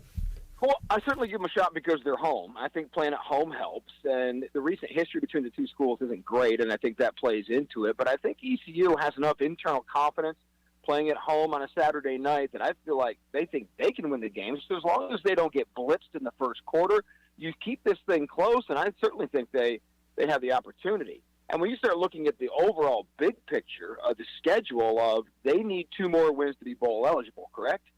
So where are you going to find those wins? Yeah. Should be a win, right? And then where do you find that other win in the last 3 games? At BYU, well, that might be even the biggest challenge of all. At Cincinnati, that's really another tough challenge. Then you've got Houston in there. So you've got either Houston or Central Florida you're going to have to be more than likely to go to a bowl game this year. So you better be confident. You better be ready to go because this may be your best shot this season. Talked about this earlier this week, the roller coaster that is East Carolina offense, and had that scoring outburst against Campbell, which is to be expected, came back, struggled against Navy, and then put up high 40s against South Florida, and then 9 against Tulane, and then 47 last week against Memphis. How do they follow that up? The trend says it's another struggle offensively, especially with the defense you got coming in playing East Carolina. Can they buck that trend? Can this offense get going Saturday night, Brian? Yeah, they need to. And so what that tells me a little bit is, look, Navy had 2 weeks to prepare for ECU, and they came up with a great game plan. The Pirates didn't adjust well enough. And then, South Florida just isn't that good. They tried to do something that was played right into the Pirates' wheelhouse. Tulane had a really good defense that, again, figured out the way to beat them, went right at them, and was able to keep them to their lowest point total of the season. So a lot of it is who you're playing, but also it's how you're going to adjust and make those adjustments during the game. They just could never make the adjustments against the Naval Academy, which is, to me, the one that's probably going to come back to haunt them at the end of the year when it comes to whether they become bowl eligible or not, and teams they should have beat and where they were playing and all those deals. But going back to your question of the offense, no, it's going to be adjustments, right? I think it's going to be how does ECU adjust to what Central Florida throws at them? Obviously, when they play teams with better athletes, teams with better schemes that can disrupt the backfield with Holt and Ahlers, those teams have had success. So it comes down to offensive line again. It comes down to the young running backs protecting Holt and Ahlers and chipping and helping out or giving good relief outlets. So play calling plays a part in that too. When you play aggressive defenses, you try to do some misdirection and do some things. So I think it comes back to just how ECU adjusts at home against that Central Florida defense. Brian North joining us on the Pit Electric live line. We'll check in with North late into our Bud Light pregame tailgate. What are your plans for Saturday evening, Brian? This is the week where I became a solo morning anchor and dealing with a bunch of other stuff. So my planning has not gone past 11:31 tonight as far as getting through the blitz. And then tomorrow, I think there's a 3-year-old birthday party at 11. Oh, man. Then I don't even know after that. So up in the air, to be determined. As always, we'll call. If you answer, we'll talk football. If not, we will go on about our business. So you know how it goes. Begging to talk football by that time. Oh, yeah, no doubt. You'll be dying to go over UT Martin at Tennessee. We'll break it all down tomorrow night. I'm looking at the national schedule. Man, Brian, it's great when we hype up a week of football, a slate of games, and it comes to fruition, and it did last week with Alabama, Tennessee, with Oklahoma State and TCU, Utah, USC, and then, of course, what we had right here in Greenville, a 4-overtime game between the Pirates and Memphis. Not that many headliners this week, but there are some games that could change the landscape of the college football playoff. One of those at noon on ABC, Clemson at home against Syracuse. This has been a tricky series for the Tigers. Now, they're big home favorites, as they should be, against undefeated Syracuse. But you got that one. Pac-12, we tend to ignore. But right now, UCLA is 6-0, and Oregon's only loss is to Georgia. If Oregon can keep piling up good wins, they could get back into the playoff picture. That's at 3:30 in Eugene. And then at night, you've got undefeated TCU at home against Kansas State. Does an undefeated Big 12 team get enough, credit this year to get into a playoff? K-State trying to spoil that for TCU. So there are some games that could have some ripple effects when it comes to the playoff this week. A lot of school colors going against each other, right? With Kansas State and battle of orange, battle of purple. Yeah, okay. Yep. Yeah, ECU and UCF. Battle of three-letter schools with some gold in there as well. So, didn't Clemson lose to Syracuse a couple years ago? Yes. Which I joked, half jokingly, that's why Dino Babers is still there. Now, he has certainly earned his way there with what they've done this year, but they have played them tight and even beat the Tigers in the past. Yeah, that's not going to happen this year. I think this is the comeuppance of, okay, we've let the other orange schools stick around, but I think Syracuse has been living on that wing and a prayer for a while. They caught NC State at the perfect time with Devin Leary not there. Their schedule hasn't been that tough. This is the game they get smacked right in the mouth, I think, by a Clemson school who's starting to peak a little bit offensively, headed in the right direction. They're healthy on defense again for the first time. So I think this is the game that Clemson beats the orange out of the orange. So I think that's going to be your noon blowout. They're mad about playing a noon game because they feel like it's a disrespect of an ACC headliner game that's at noon. So that's come up this week. So Oregon, no matter what they do, everyone's going to remember the loss to Georgia. So it's almost a detriment to the Pac-12 that Oregon would run the table and have that a horrible loss to start the year because that'll leave them out of the playoffs. And they'll say, see what happens when they play somebody above their weight class, and they'll use that to look at the whole Pac-12. Yeah. And Oregon will never play anybody like that again. And so, look, TCU, that's a great story. I'm loving the TCU deal, and so that's going to be a fun one. So, look, we're just be advised. And how many more months and we won't have football on Saturdays? So, soak it up while you can, even on these weekends when you don't have great matchups. And NC State, North Carolina are all off this weekend. Duke is at Miami's an intriguing game. I was going to highlight that one, Brian. Just keep an eye on it. Duke has 4 wins, 2 away from 6, which would be great for them going into the year, looked at as a complete afterthought. And I think they'll give Miami a game. They'll put up some points anyway. Miami hasn't been great. Mario Cristobal, he's got to start worrying about his deal going on there because they're in that weird division that North Carolina is leading, but that's as crazy as a division as you're going to see. It'll probably go down to the wire, but yet, even though Duke is probably out of the running for the division title and going to the ACC championship, it's a different Duke team playing with a different attitude, and I'd like to see how they bounce back, but how do they match up against Miami? It's going to be a lot of fun, and can Miami stay in contention in that division title? Brian North joining us, Pit Electric Live Line. Brian, some breaking news last night. You were probably snoozing when everybody learned that Christian McCaffrey had been traded to the San Francisco 49ers. So the Panthers rebuild. They fired the coach. They get rid of their all-world superstar running back. There could be others on the way out. So they are going ahead and planning for this rebuild. Got a lot of draft picks in exchange for the prize running back there. Do you remember an NFL team tanking by week, what are we, 7? That's a good point. It's pretty early on, yeah. Yeah, to fire your head coach that early and just replace him with somebody you're just like, he's going to be the sacrificial lamb in Steve Wilkes. You get rid of Robbie Anderson because he was mad about being taken off the field on 3rd down. Now you get rid of the big contract of Christian McCaffrey. Really, on the surface, these are good moves that probably had to be made.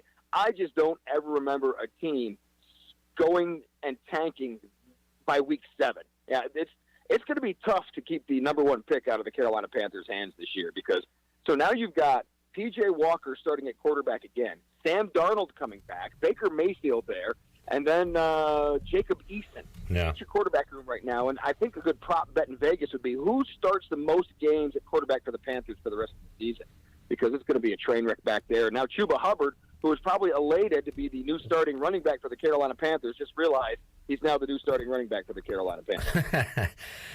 Never good when you're not out of October and you're looking at mock drafts, and that's what the Panthers fans are doing right now, trying to figure out. Wilkes, man, the guy's finally a head coach again, and he takes a hold of this train wreck. It's like the wheels are falling off right to get out in the door on this one. How are you supposed to keep your reputation and get another head coaching job when all of a sudden you're basically being told to tank this thing for the last 10 games of the year? Well, remember how he was set up to fail with the Cardinals when he had that shot, and they got him out of town and blew up the whole thing. Brought in Kingsbury, brought in Kyler Murray, who finally looked good last night. The Cardinals, I saw this during the broadcast last night, in their win over the Saints, snapped the longest streak for a team not scoring in the 40s. It had been since 2017. So Arizona, and they were helped out, by the way, by 2 pick sixes, one of which was Andy Dalton's fault, one was not. But the Saints are a mess. The whole NFC South is a mess, Brian. Yeah, well, like you said, keep an eye on Tampa. You don't think they're going to have a good year, and so far so good. You're right. Plus, Tom Brady is going to weddings and skipping walkthroughs, and it almost doesn't matter. Now the Falcons are feisty; they're 3-3 on the year, but the Bucs, I think, can fool around for another 6-7 weeks, and finally probably just turn it on in December, win the division, and then see what happens in the playoffs. I said before the season started, I didn't think Tampa would be that good again, but who would beat them in the division? And start looking at who was there, and it's definitely an ugly contest here. It harkens back to the old NFC West days when a team with a 7-9 record made the playoffs. So I took a flyer on the Panthers because I'm a little bit of a homer, and I thought Matt Rule could maybe turn it around. I thought maybe Baker Mayfield would find what ails him, but no, the worst case scenario is happening. The Panthers will be a 1-win team this year, and so who takes over for Tampa? I mean, Atlanta has been a nice surprise. Arthur Smith, who I remind everybody every time is married to a former WCTI reporter, so we root for him a little bit based on that. Has got things doing okay in Atlanta, but New Orleans looks like a train wreck. So no, go to weddings, Tom. We'll see in the playoffs when it's supposed to matter, and they'll get Gronkowski back by then for a tough run. They'll be probably bring in Beckham. Yeah, just get a bunch of old dudes together and go for a ring down there. Yeah. Brian North joining us. Man, we got a lot going on. The MLB playoffs continuing tonight, and Hornets have their home opener. They are going to be a train wreck this year, although they whooped up on the lowly Spurs the other night. Spurs have a really bad roster if you want to check that out.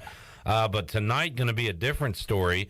I was talking to an older gentleman last night, picking up some to-go at AJ's, and he said, I want to pick an NBA team, and he said he saw the highlights for the Pelicans the other night, and they had Zion and Brandon Ingram and kind of an ACC feel, and you throw in C.J. McCollum, who actually knocked Duke out of a tournament one year with Lehigh. But Trey Graham from Raleigh. There you go, who I was a fan of when he was on Charlotte.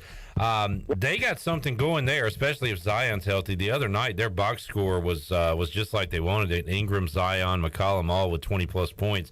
They play the Hornets tonight in Charlotte, and kind of two teams, I think, going in opposite ways right now. Hornets, boy, they just look like a mess, and the Pelicans look like a fun team in the West to get behind this year, Brian.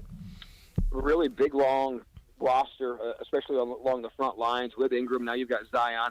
The only question mark is going to be, how does Zion integrate himself back into a team that had a nice playoff run without him last year? And he's been a guy who's been accused of being a little selfish with the ball in his hands, and Brandon Ingram isn't going to have that. And so I'm very curious to see how Zion, when all the attention's going to be back on him again, how he's going to integrate with a team that was successful without him. And so game one, so far so good. Let's see how this thing goes, but they've got a serviceable backcourt, but their front line, with how long they are and how well they can defend, and now they've built some depth with that roster, they are suddenly very quickly becoming the Cinderella sweethearts of the NBA, and already the top 4 pick for a lot of teams coming out of the West.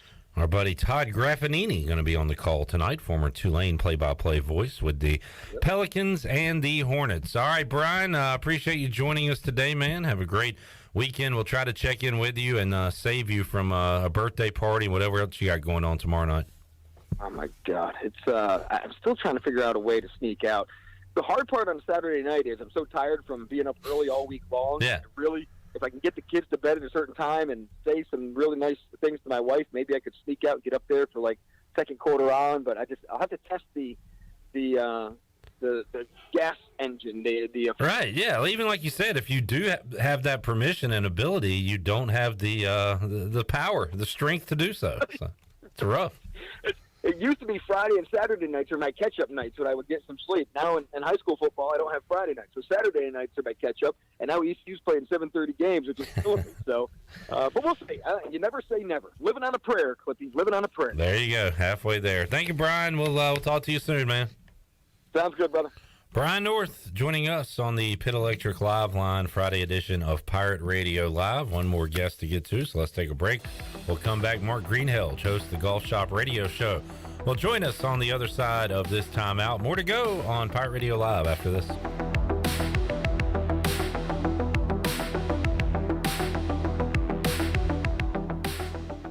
The Buccaneer Music Hall is your beacon of music in the land of pirates. The doors open at noon, 7 days a week.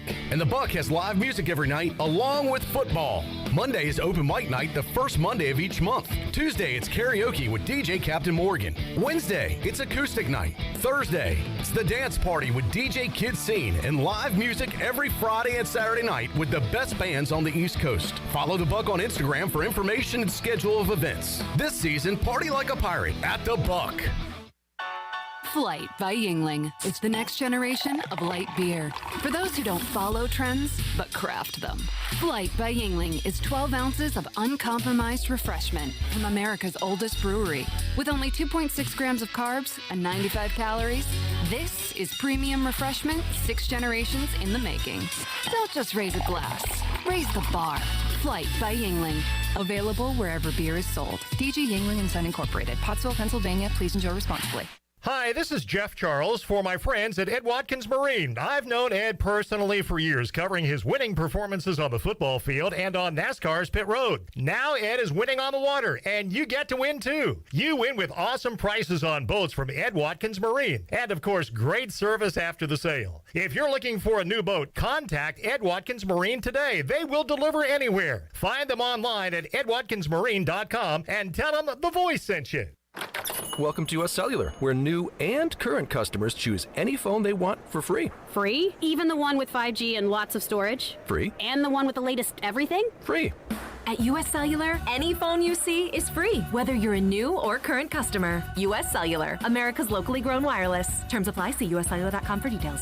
We all love using Uber Eats, DoorDash, and grocery pickup. It makes life so much easier. Well, now there is cellular delivery, and the team at Cellular Warehouse has perfected the process. They will deliver your new phone right to your door with all your information loaded on the new phone, and the best thing is there is no charge for this awesome service. And you don't have to waste half the day sitting in a Cellular store. Call Toby Williams today at 252-799-7051 and let his team of experts make your cellular delivery today. Cellular Warehouse, your local U.S. Cellular authorized agent, serving all of Eastern North Carolina.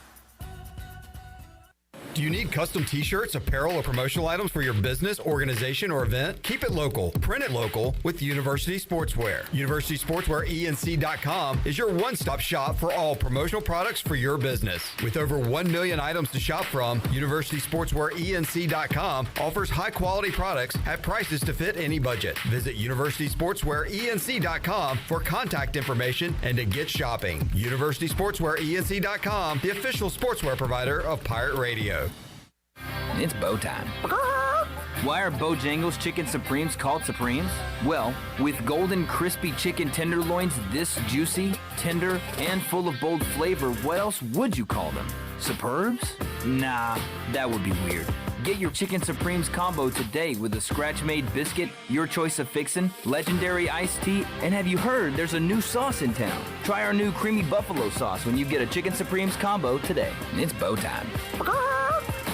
Are you looking for a home loan? Look no further than Amy Goss at Guild Mortgage. Since 1960, Guild Mortgage has partnered with industry professionals to close loans on time and help millions of Americans realize their dreams. Call Amy Goss at Guild Mortgage in Jacksonville, 910-389-4602. Amy Goss is licensed in Florida, Georgia, Maine, North Carolina, South Carolina, and Virginia. Guild Mortgage Company, Equal Housing Opportunity, NMLS 3274. NMLSconsumeraccess.org /for licensing information. Please visit guildmortgage.com /licensing. Guild Mortgage is not affiliated with Pirate Radio. Pirate Radio. We're going to be bigger, faster, stronger, and older. That's always a good combination. The voice of the Pirate Nation.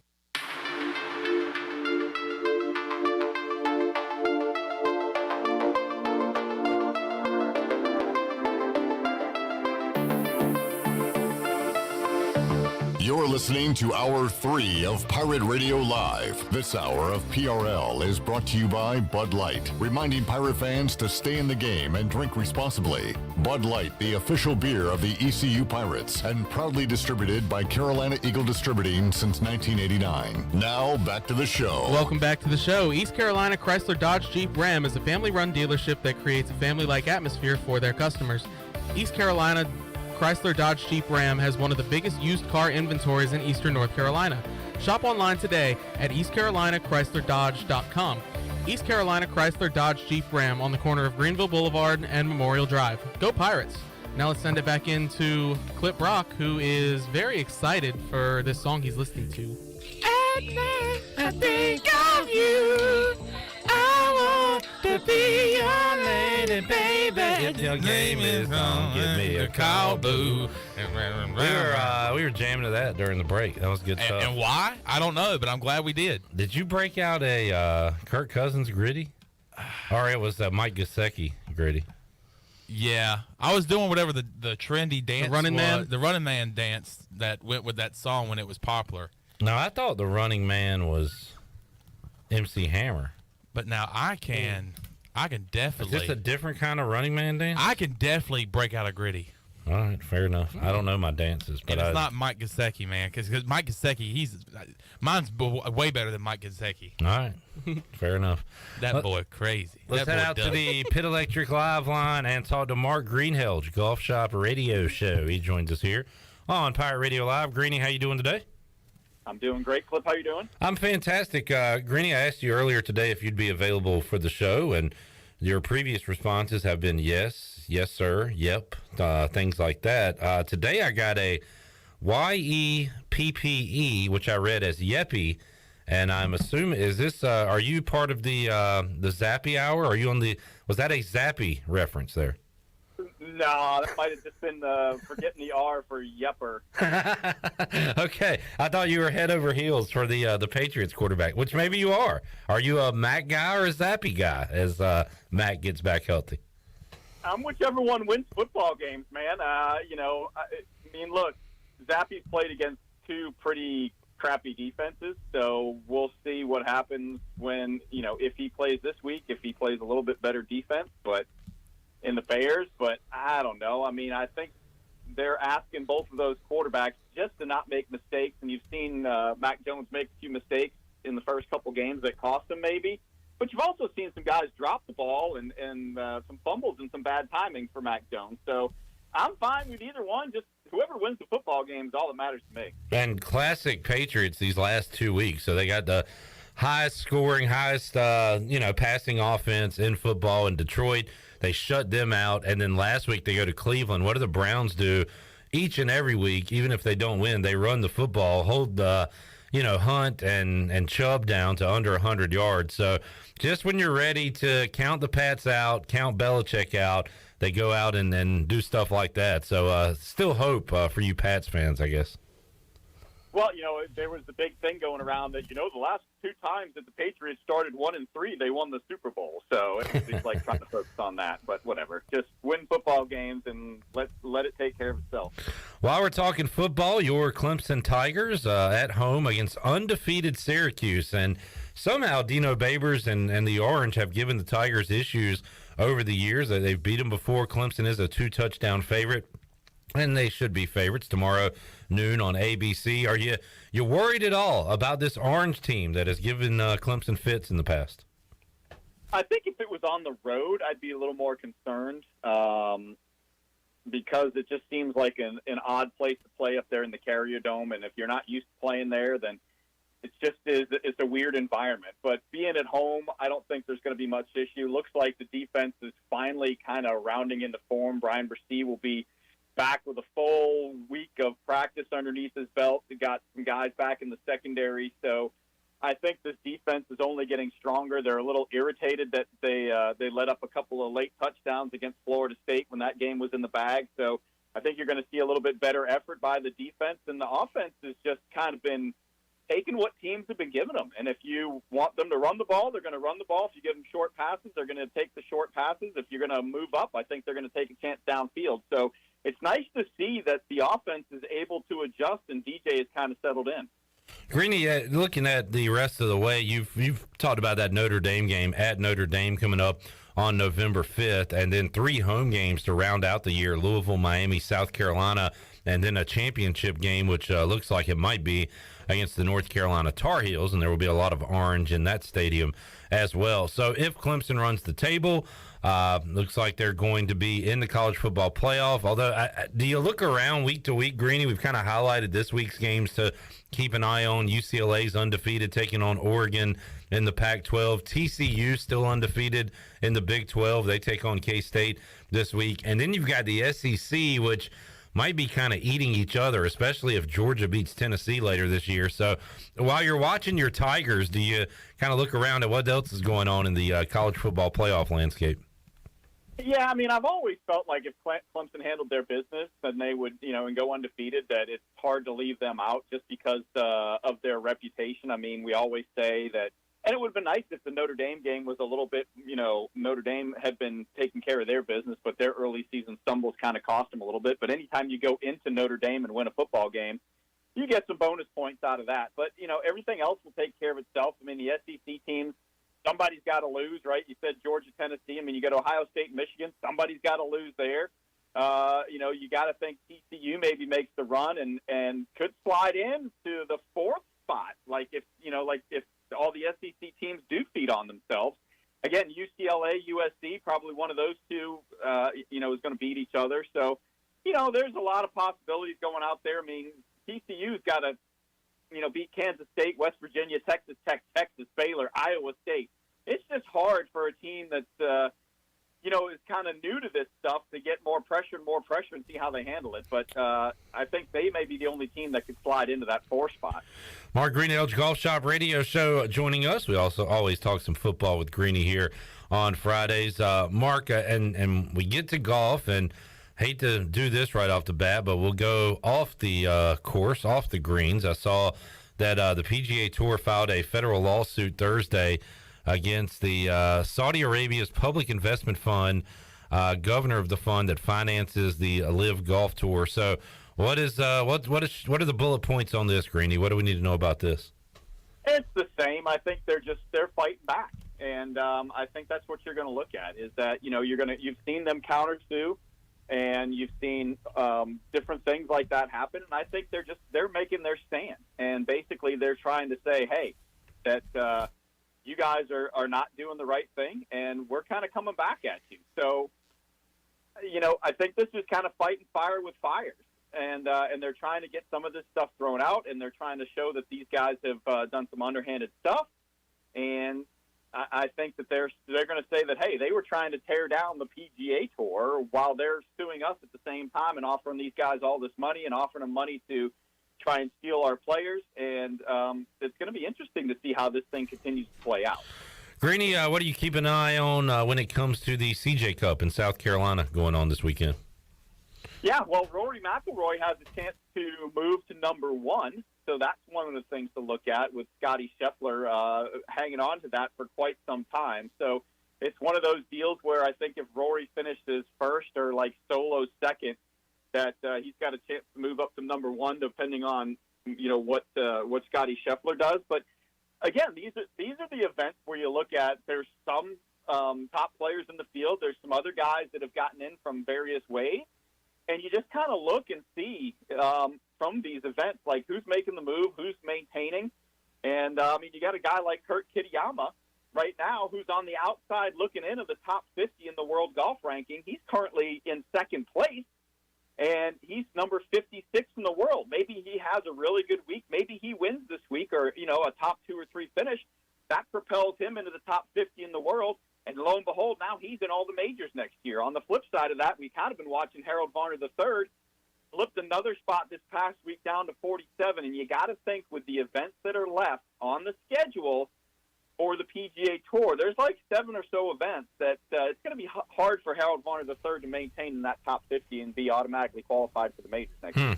Wow, good insight. Mark Greenhalgh, Golf Shop Radio Show, joining us. Greeny, what's on tap for Saturday's edition of the Golf Shop Radio Show?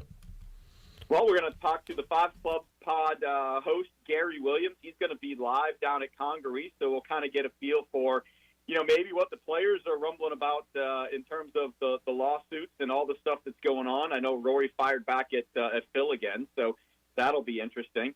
We're going to get Craig Island talking Sea Island, so all the stuff that goes down on at Sea Island, and then we're going to give you a preview of the next tournament on the slate for the PGA Tour, the Bermuda Championship with Steve Lambert over there in Bermuda. So, man, Bermuda's an interesting place. A bunch of golf courses on such a little island. Greeny, good stuff. Thanks for joining us today. Have a great show on Saturday, and we'll reconvene with you coming up next week. All right. Thanks, Clip. Have a good one.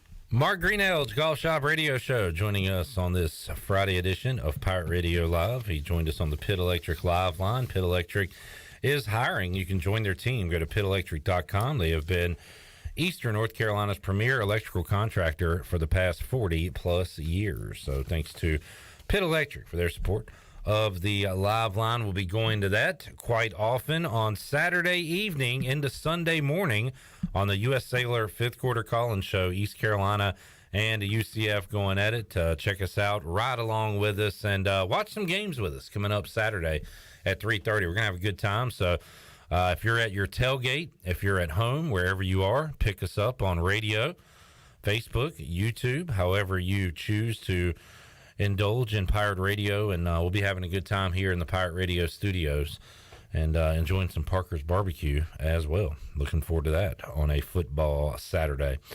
All right, Chandler, if the Hornets win tonight, I'm going to be back. I will championship or bust. I will go ahead and say that I'll be on board with the Hornets at least till the end of November, because right now I'm not on board with them. Okay. I think they're going to be awful. And that's fair. And I think so, too. And if I have to be quite frank, who's Frank? What Frank would you choose Frank to be? Thomas. If I had to be Frank Thomas. I'm sorry, what race is he? He is a black Thank male. you. All right. He is a black man. For those that don't know, Chandler didn't know that Fred McGriff was a black man. So, if I have to be frank, the Hornets will show their true colors tonight because the Spurs are a terrible basketball program. Franchise, whatever. You're in college mode. Excuse me, guys. I'm just trying to be Frank Thomas here. But the Hornets will show their true colors tonight. And are you having erectile dysfunction issues? Doesn't he have some commercials? He is big on that. He's a big spokesperson for that. Yeah. Well, if I have to be Frank Kaminsky here, I would just say that the Hornets do stink. I helped them stink for years, and they're going to stink. But if they win tonight against the Pelicans, I will be on board with the Hornets at least till the end of November. Well, if I had to be Frank the Tank from Barstool Sports, you're both right. Wait, and the rush blown again in a match. All right, gang, we'll see you Saturday, 3:30 on the Bud Light pregame tailgate. Come in with a winning attitude, a winning mindset, and we'll win our tailgate again tomorrow. As my grandfather always told me, and it was during golf, we would play golf, I would always get pissed at myself and have a negative attitude. He always said, PMA, positive mental attitude. Come in here tomorrow with PMA, a positive mental attitude, and let's get after it. ECU, UCF, PMA. We'll see you Saturday, 3:30 on the Bud Light pregame tailgate. Back with you Monday at 3 o'clock on Pirate Radio Live. So long, everybody.